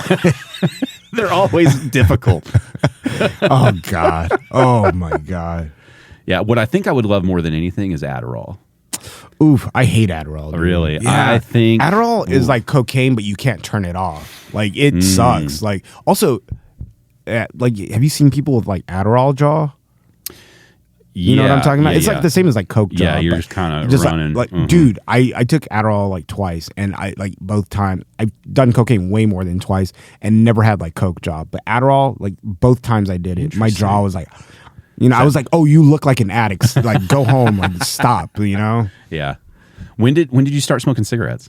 When I was young? Like 18. Yeah. When I remember my high school. We had a after party at somebody's house at my high school graduation, and one of the guys thought it was a good idea to like buy us cigarettes. And so like I started. I remember I had a cigarette that night, and I fucking hated it. Like my dad smoked cigarettes as I was growing up, and I remember I would go to school and I'd be so embarrassed because like the teachers would come up and they're like, Paulos, are you smoking cigarettes? Oh, and I was like, because you don't know what's on. Yeah, I was like, no, I don't smoke. My dad smokes cigarettes, and he drives with the windows rolled up. You know, it's like it's one of those things. Yeah. But and then I went to college. I would smoke Black and Milds. Specifically, like after I would smoke weed, I would smoke these Black and Milds. So I always had like Black and Milds on me. And one night, we were like sitting in a court or whatever, and the store already closed. And some guy was like, "Oh, you just want a cigarette?" And I was like, "I guess." And I was like, "Oh, I get it now. This is actually it's pretty good." So. Interesting. Yeah, I totally understand when people start smoking cigarettes as teenagers, right? But what's weird now is, especially back then, because Like it hadn't really been like it was still debatable. Like, are these things bad for you? Yeah. Oof, yeah. We were still under all the propaganda, right? Is breathing in fire bad? I don't know. I don't know. But now, when you know that like nicotine is really addictive, feels great, right? And then you know the harmful stuff of it. Like, have you met someone who started smoking in their 30s? No. I have. I've met multiple people that started smoking like way later. And you're like, interesting. Yeah. And you'll talk to them and be like, I know. I was like, I'm not judging you. Like, do what you want. But that's like, wild. It's fascinating that like after 30 years of living, you were like, you know what? I'm going to get a pack of cigarettes. And then it's not even like I was smoking when I was drinking. It's like they just started smoking. You know what it's weirds really me out are the people who have never smoked a cigarette but vape. I'm like, why? Yeah. What like, like, because I quit. Well, vaping's healthy, right? No. I quit smoking for 2 years and I was vaping during that time. And like, I remember I would like fucking hit that bitch continuously because I was just like, I need a fix. Until I realized like, at one point in that 2 years that I would forget it, and that was fine. It's just like, I guess I'm just not gonna have a puff today. And I was like, oh, that's good for me, And through some weird thing that happened, like I lost one of my vapes, and same thing. It was just like, want a cigarette? And I was like, okay, I can quit whenever I want because I quit for 2 years, and that's a lie because I'm still smoking today. I was gonna say, do you feel like you're hooked on it now? Like, do you feel I'm hooked? Yeah. I am doing this thing nowadays though, where I'll like smoke half a cigarette and then I'll just come back to it later, which is promising for me. Somebody who could like smoke almost a pack a day, like pack a day. It's interesting. Almost. Like I've never, well, that's not true. I have. But you got to curb it now because it will become a pack a day fast. Real fast. Yeah. And you're in a line of work. Like there's nothing stopping you from smoking cigarettes when you're in a comedy environment, right? Dude. Totally acceptable across the board. Everybody's got access. It's so easy. Yeah. And like, I can't tell, I don't smoke cigarettes. And I spend a lot of my time, if I go to a club now, I kind of know a few people where I can say hi. And they'll be like, you want to chat for a second? I'm like, yeah, sure. And then we go out front and I'm standing while they're smoking cigarettes. Because it's just it's a hang for them too. And you realize like, man, it's such a part of the social ecosystem. Dude, I am that guy who will like look at where we are on the list and I'm like, okay, that's enough for like 2 drags. And I will run out. And I do the same thing. Somebody comes up and they're like talking. I was like, I'm about to go up in a little while. You want to let's walk with me and then let's go outside. And then you go. And the amount of times I've seen people get put on shows just because they were smoking a cigarette with that person. That happens too. Yeah. Happens a lot, you know? And so I totally get it. And, but yeah, I do feel bad for you guys because if I go into a gas station, it's a wall of cigarettes. Dude. It's just so easy to get. Yeah. I used to sell cigarettes too. Yeah. Like not sell cigarettes. I used to give out. I was the coupon guy. Like guy. I did marketing for a tobacco company. Oh, like you're walking around with the little side bag. Sign up for this, and we'll get. Oh, yeah. I used to be. What is the hustle there? Well, so it's big tobacco. You can't legally advertise tobacco in America. Like, so you can't, there's no more Marlboro Man or, Joe Camel. That's right. You can't legally, because they figured at some point that it was like, they were whispering to kids basically, or whatever the excuse Yeah, we've got this cartoon yeah. camel selling cigarettes. Yeah. So what we used to do is we used to, we would see somebody purchase cigarettes and we would then establish that they were, when I started 18, but at some point 21 or older. And then we would just be like, oh, would you like to hear more about our product? And so it's like person-to-person marketing as opposed to an advertisement. It would always happen to us in bars, right? Somebody would come through and be like, hey, guys, you got a second? And then they talk. You got your IDs? We'll give you some stuff right here. And the crazy thing about that job, too, is like, big tobacco has deep pockets. And then you are not advertising, so you are keeping a lot of money that you would have had to spend. So we got paid stupid money to do this. And then on top of that, I get discounts for the brand that I like. So now instead of spending $9 for a pack, I'm spending $2 for a pack. Like I was like, oh, what's interesting about that, like it's cheaper marketing and it's more effective because you're going to your core demographic immediately. 100%. Rather than how many people pass by this billboard that don't care about smoking at all. Yeah, that is pretty interesting. And like you're more likely to become a return customer if you smoke that pack than you are if you just saw it advertised somewhere. Yeah, right? yeah. I actually wrote a joke about that job, and I was doing this show in Denton, and I didn't know that two of my bosses were in the audience, and so we cannot talk about what we do. Like, we have to sign a piece of paper that makes sure that we know. And I do this joke where I'm like, I work for a tobacco company legally. I can't tell you which one it is, but let's just say it rhymes with American Schmieritz, right? and then It's so stupid. It's so stupid. So stupid. But and then I get off stage and I see my bosses and I'm like, oh my fucking God, am I going to get fired now? And she was like, I love the joke about our job. And I was like, okay, cool. All right, good. Like, so I'm not fired. Okay, fantastic. Cool. Yeah. Please don't ever bring anyone else from the company here. Yeah. I didn't even know I don't know why they were. Oh, I do know why they were. They were there for, anyways. But yeah, they were there for a thing that was going on that night and just happened to be like, oh, let's stick around for the show. Oh, Paulos is on the show. It's like, wow. Did you enjoy doing that gig? Oh, I fucking love it. Dude, I got paid a shit ton of money. Most people were probably pretty excited to see the cigarette guy, right? Oh, 100%. Yeah. It's the one job I say that people were actually happy to see, you know? Yeah. You're the only like cold caller telemarketer that's like, hey, come on in. I'll give you all my information for a $2 pack because y'all were cigarettes. taking like license information down, right? So, man, so many people would get paranoid about that. Sure. Legally, we couldn't sell that information even if we wanted to. Y'all were just trying to prove that you're of age. Yes. Yeah. Because there's like a third party that goes through all the identification to make sure that we're not talking to underage people. So they take it very seriously. And so we have to prove to this third party, like, listen, everybody we spoke to was this age. I remember one lady ended up getting canned because, man, it was just like she was like a number off. And she thought this person was a certain age, but they were under the age. Like the actual birthday year. She was just like, yeah. She was just like, a year off or something. And then they looked at the ID and they're like, that's not how the person is. Wow, and that fucking sucks. And there's no conversation. Sure, it's like, you got to go at that point. Yeah, because you broke a massive law. Yeah. Yeah, and I used to get paranoid about that. I bartended. And so it was the same type of age thing. And it's like we'd have to write down like the month and year. That way, if we were ever, it's like you're bartending, it's like every now and then you have a couple drinks, and it's like, and you got to be like, oh, no. Nope. Dude, man, I used to get into bars when I was like 15, 16.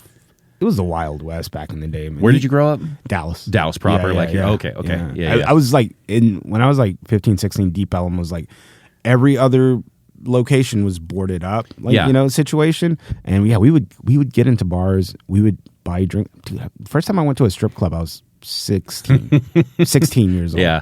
It was a Dallas police officer at the door. He did not even check IDs. He just saw that we had beers with us, and he was like, come on in. I was like, all right. It cracks me up that people think Deep Ellum is like this really unsafe place right now. And it's like, guys, it's a little busy, and maybe you get a little uncomfortable down there, but it's the safest it's been in a very long time. Yeah. Like, literally. It's like, dude, I remember I had a friend when I was in college, one of our classmates. She missed a study group, and she came back the next week, and before she came back, she sent us all like a group message or whatever, and she's like, hey, I'm so sorry I missed the study group. I'll be there next week. And we're like, okay. And she shows up next week, and she's got a cast and a sling, and we're like, Jesus, what happened? And she's like, well, we went down to watch a concert in Deep Ellum, and I got shot. I was like, what? And she's like, yeah, somebody ran up on us. They said, like, give us your money and stuff, and we gave it to them, and then they shot at us anyway. Jeez. And so she got shot, like it went through her elbow and like kind of grazed her side a little. And it's like, fuck. And she's like, I'm so sorry about the study group. And we're like, fuck the study group. Oh, my God. It's like, first of all the books are closed. Tell us this story. And it's like, that was dangerous Deep Ellum. Yeah. Dude, we would go like, because, we were stupid kids, but we would go like randomly throughout like the middle of the week, like, because we knew we couldn't get into bars when they were busy on like Saturday, Sunday. Yeah. Or Friday, Saturday, Sunday, So we would go like Wednesday, and like every other bar was open, and like it was like everything was like boarded up in between. And on a Tuesday night, you would just hear like pop, pop, pop, pop, pop. Yeah.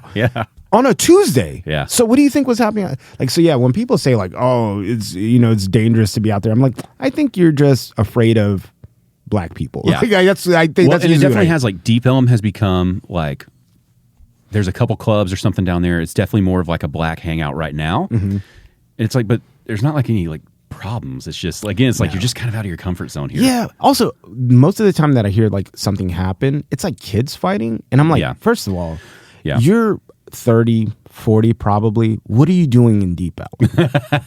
Like it's no longer cool for you to be there. Like go find your neighborhood dive and just like have a beer and like go, soak your bones after. And also, as that old person, just walk by. Nobody's messing with you. Nobody's messing with you. Yeah, nobody really cares. No, like nobody. Dude, I go down to Ani Ramen over there all the time. Oh yeah. You know, I love that spot, and it's like it's right next to one of those clubs that just gets packed. So it's like every now and then I'll go down on like a Saturday night to get ramen, and it's like I'm parking right up front, and there's just a line out this rowdy club bar thing. I can't remember the name of it. God, I cannot. And it's see like myself doing that. It's like, dude, I'll walk by in flip flops and some like basketball shorts. Like it looks like I'm about to take a nap, and it's like you just give a couple head nods, just people like, hey. It's like nobody's causing problems with you. Yeah. I like the direction Deep Ellum's going.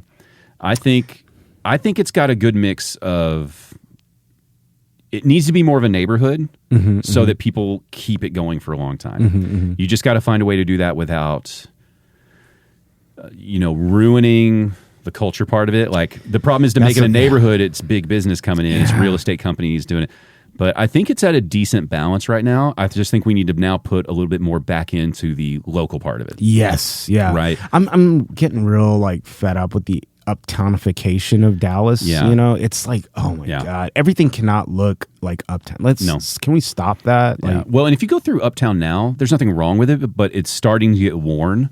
Oh yeah. It doesn't look like what it used to look like. And that should be a sign of like, hey, this is a flash in the pan. It's like, make it a great neighborhood. We live closer to Lower Greenville, and I like how they've done it over there. Lower Greenville is more of like a neighborhood vibe. There's a grocery store. There's like bars and restaurants instead of just like bars and clubs. Yeah. And so I think that's more sustainable because you still have like your hole-in-the-wall bars, and then you still have a couple nice spots, and you got a mix of everything. I think that's what Deep Ellum needs to figure out. Yeah. Well, yeah, hopefully they do. But dude, speaking of old Deep Ellum, when we were 16, we went down to some club we had no business being at. It was like a dance club. Yeah. And like we didn't know how to dance or anything. We were just trying to get drinks. And we felt like we were the coolest fucking people ever. Because not only did we sneak in, but these girls who were probably like 18 at the time, I don't know. They're like buying us drinks. They like think we're cute. Same, dude. You know what I mean? I made out with some girl on the dance floor. Yes. And I was like, she has to be at least 21. I think the club was called Lasers. I don't know if you remember that. I think I remember that. It was like a shithole. I remember that. Oh, and you just remember thinking like, man, I'm an adult, dude. Yeah, this is fucking, look at me. And it's like, if you saw that I now. have class tomorrow. Yeah, if you saw that now, it was probably the lamest outing ever. 100%. I without a doubt know that there was some guy at the bar being like, those are children. Yeah. They are lame. Definitely we were just like, kids. Definitely kids. And we're just like, whoa, I got a Crown and Coke. Dude, I remember leaving a bar. My buddies had to help me to the car. And I was driving that night, and my buddy was like, I'm driving tonight. And I'm like sitting outside throwing up after I made out with this like adult woman. Let's just be honest, right? Yeah. I'm like sitting outside of my car throwing up as I hear gunshots in the background, and that's the Deep Ellum that I need back. I need that back. There is that group of diehard Deep Ellum like old heads who are like they want it to be dangerous, and like they don't want it to be dangerous. They just hate where it's going. I want it to be a little empty. I think that's what I want. Yeah, that's what it is. Like it sucks to not be able to get like a parking spot. Exactly. Like, dude, I was the studio I used to record in was off Commerce Street at the Common Desk. Oh yeah, okay. And I would come down there to record and park on different nights, and it's like I remember going down there. It was a Wednesday or Thursday night. It is pouring rain. I'll have to show you the video later. It's on my Instagram, but. Pouring rain, and one of those party pedal bikes is going through the storm, and it's not like a little bit of rain. It's like that Texas thunderstorm shit, and it's like, how bad did you want this tonight? Were they still? Ooh! Oh, dude, they were going strong, And then I'll find the video later, but it's like it was pouring rain, Jesus and it's Christ. like. So that part of Deep Ellum, it's like, yeah. But then that poor guy that had to like, dude, yeah, he was like, so do you guys want to reschedule? And they're like, no, let's do it. We're here, But yeah, but then the other part of me, I think like now that I'm getting older, I'm like, fuck it, dude. If you're having fun and you got this great story about you being on a bike in the thunderstorm and all that partying you're out, it's like, I guess it's cool. So I don't know. I'm just excited to see. I'll judge. Yeah, I guess I'm just excited to see that enough is happening in Deep Ellum that we can even like debate you know, that is good or yeah. bad. Because without all that, it's like, would Dallas Comedy Club be doing as well as it is? True. You know? True. And it's like, Yeah. see, it's like you got to have a little bit of I think a lot of the shitty- success for Dallas Comedy House was location, 100%. Like, Yeah. dude, most of the people that came to that Friday night show that I would put together were like people who literally lived across the street in those apartments. Yeah, yeah. And that so, big tower. yeah. And it's like that tower's only a couple years old now, right? Yeah. Like maybe 5 years old? Probably something like that. Yeah, Yeah. that's a huge, Yeah. you know, that's what I mean. Like it needs to be a neighborhood like that. Yeah, yeah. Where someone's like, we moved down here so we can go to this club, do these things. And because I mean, even us just living kind of like in East Dallas near Hyenas, I love knowing that, you know, I can leave the studio, go watch something at Hyenas and get home. And I didn't even drive 10 minutes. Yeah, that's the one part of I love about living in this this part of which is also not far from downtown, so I can like easily go to Dallas Comedy Club, go to Hyenas. Yeah. The longest drive I'm probably gonna have to make is the show that I run in Fort Worth or Addison Improv, you know, but that's not even anything. That's where I'm a Dallas snob now, where I'm like, oh, I've got to drive all the way over to Addison if I want to watch this show. And it's like 20 minutes. It's like even less than that if it's tollway and it's like a good day. Yeah, that's like, 20 minutes with traffic. Yeah. I do think a lot about, like, we have clubs here and stuff, but I think about Deep Ellum, and you tell me what you think about comedy clubs, but like, I kind of want areas like Deep Ellum to be similar to New York, where you could like walk down the street to the next club. But I don't know if that could be sustained. You know, like if you could have 3 comedy clubs in Deep Ellum. Yeah, I don't see that maybe happening. But what I do see happening is like Dallas Comedy Club is there, and then somebody's running a show at like, let's say Will Call or Ruins just or bar shows and Armory, stuff. you know? Yeah. And then you can have like, you know, multiple times of the week that you can do like shows in those spots. Yeah. But yeah, I don't know if another comedy club works. Because I think a lot about, you know, how do you build it up where you guys can truly work a lot without it being super lame. Because, I mean, to your point earlier, like, you know, if you're only getting 5 minutes tonight, how great would it be to go, like, if we're doing Deep Ellum's open mic tonight, there's 4 spots, I can get 5 minutes each, I can do 20 minutes tonight, you know? I mean, but I just don't think we have enough comedy fans yet to sustain it, right? It's hard. There's enough people here, but I don't know that they're going out enough. Yeah, I think the what happens a lot is we're not attracting new audiences. Like we're kind of cool with what we have, which is kind of wild to me because there's like 7 million people that live in this city. You know, like so. But yeah, like I feel like a lot of rooms will do like these are our guys, and it's like cool. But if you want more people to come in, that rotation has to change a little bit. Yes. You know what I mean? Yes. And I try to do that with the show I do in Fort Worth. I tried to do that with the Dallas Comedy House show. Like I would rarely book somebody, you know, multiple times throughout like at best it would be like 2 to 3 times a year. You know, I'm booking this one person. But I was trying to get like new faces and like new acts, like because a lot of the audience is the same. But now you have this like new person coming in and they're maybe bringing in some people that had not come to the show before. And now they are like fans of the show. It does seem like Dallas Comedy Club is doing that the best, where they're creating a crowd that goes, let's swing in. There's usually something interesting, you know? And I'm not saying it's successful 100% of the time, but they seem to be the only club locally that's really trying that. Like you said, where, like they're letting a lot of the new shows come in a lot. You know, like I know Pung was doing his show, Emily Buffer's doing her show, and it seems like they'll give people opportunities. There's like the Brownout and that show that happens, and so I think people are going like, you know, between the patio, the bar, and the club, it's like we can swing in and just see what's happening. Yeah, and I wish Hyenas could have that formula and Addison, but it's just not set up that way. You know, it's more difficult, but. You almost have to go to those clubs because you know, like, I want to watch this person. Yeah. Whereas I would love to have a scene where it's like, let's just fucking drop in. Yeah. They always put somebody interesting up there. There's somebody new's there all the time, you know? The one thing that I got worried about, I forgot what show I was doing. I'm not, I promise I'm not purposely being vague, but I remember I did a show somewhere and somebody was like, oh man, it's good to see you again. And I was like, I don't like that. I don't like that. We've seen each other at the same place more than one time. You know what I mean? Like just somebody who'd watched your comedy? No, they'd seen me doing the same show. Oh, like, yeah. Okay. You know what I mean? They went to the same venue and saw me like multiple times. And I was like, oh, that's not, I don't know if that's good, you know?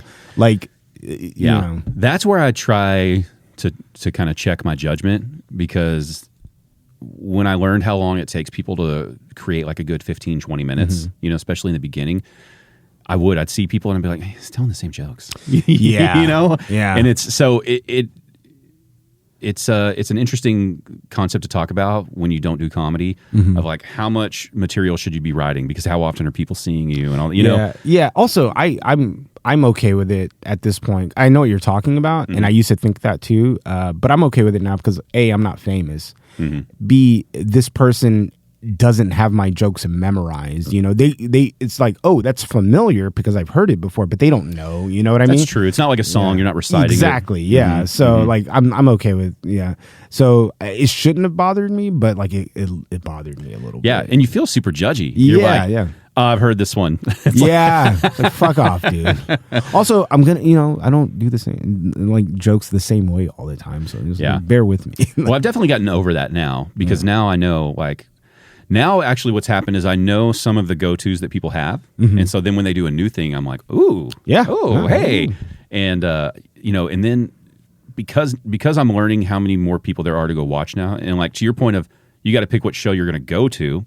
I have to do the same. I have to pick like, okay, this week, what show am I going to watch? There's 5 shows that I'm interested in. And so I may not see somebody that I really enjoy for 5-6 months. Yeah. And then by the time I see them again, it's like, oh, wow, they kind of leveled up just a little bit. That was really interesting. And so it's gotten to be fun again, because I'm just not seeing them. Because I think in the beginning, I only knew of maybe 1 or 2 spots to go. Yeah. And so I was seeing a lot of the same people a lot. But I do love it, man. It's interesting. It's a fun thing. There's a lot of psychology in it that's just weird. There is. Weird, Yeah. It's, like I was actually talking to somebody about that, where it was like, it's almost like a sport. If you think about it, like they're like, you have to like create this like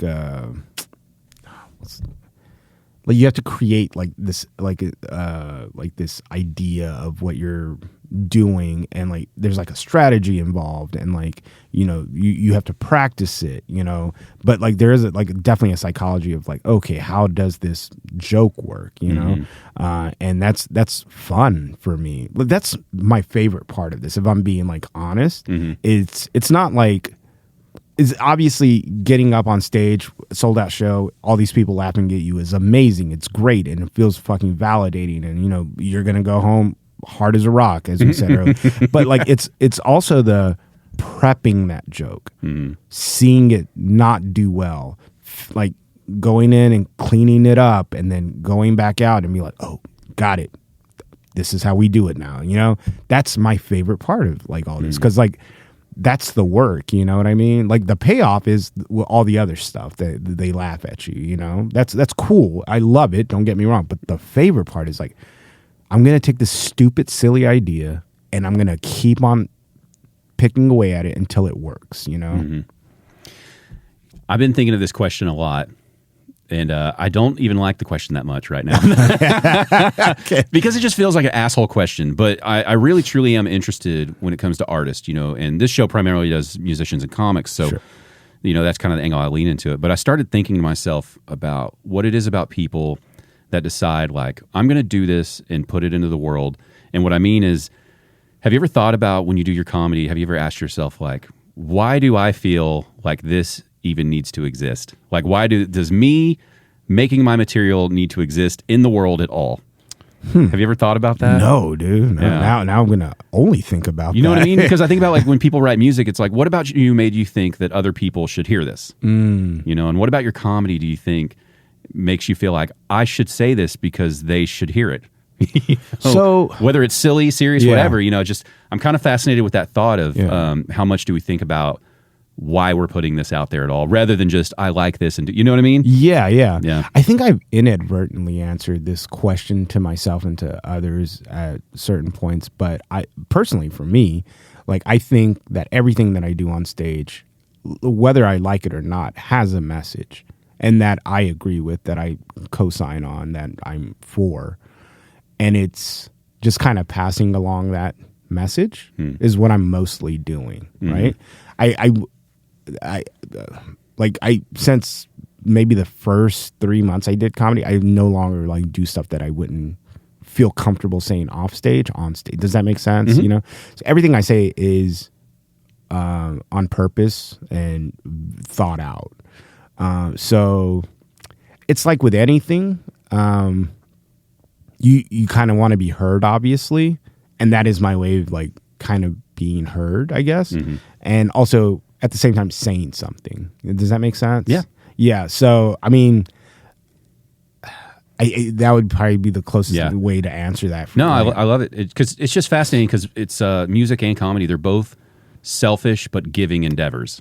Very selfish, very giving, and 100% selfish. I'm just kind of curious how people think about that lately. And I don't know. I've fucking broken up with people because of comedy. Like it's a very self. When I first started, so I told you earlier, it was 11 years in February. I was dating a girl, and when I came back to comedy, and we were supposed to go out for Valentine's or something, and I was like, oh cool, but I got to do this open mic, and then we'll go out after that. And she was just like, fuck you, like, what the no, and she didn't break up with me that night on Valentine's Day, but that would make it a better story. But like I don't know, it was like a couple weeks later. She was but that was the beginning of it. Yeah, she was like, fuck off, dude, like go do that open mic thing. And I was like, thank you. I don't want to feel bad about this anymore. But yeah, it's it's a fucking selfish thing. But at the same time, it's like it's still interesting that you're like entertaining people is selfish, but it's not selfish. Yeah, you're giving something to an audience, but it's just very interesting. So I never thought about that when I was actively playing music. Like, what made me think I'd want to put this out here? Like, is it all just me, or is there more to it? And so I don't know. I've just kind of been fascinated with that. I'm going to see how many different answers I get from it. Good question. But anyway, I got to get out of here, man. Thank you so much for coming on. Hey, man, thanks for having me. Dude, absolutely. What's the best way for people to find what you're doing, your shows? Where do you like them to go? At Paul Says Nothing, Paul Says Nothing, all social media. You got that across the board? Yeah. Nice. TikTok, Twitter, Instagram. Snapchat is butt pics, ladies, but I don't use Snapchat, so send me your butt pics other ways, please. Yeah. And then, I mean, you're usually all over DFW somewhere, right? And then you get out on the road as well a little bit? Yeah, for sure. Hey, dude, thanks again. Pleasure. Anytime, man. Let me know if you ever want to come back on. You're always welcome, dude. Doors open. Thank you. The I'm a Fan of podcast, music, comedy, and more.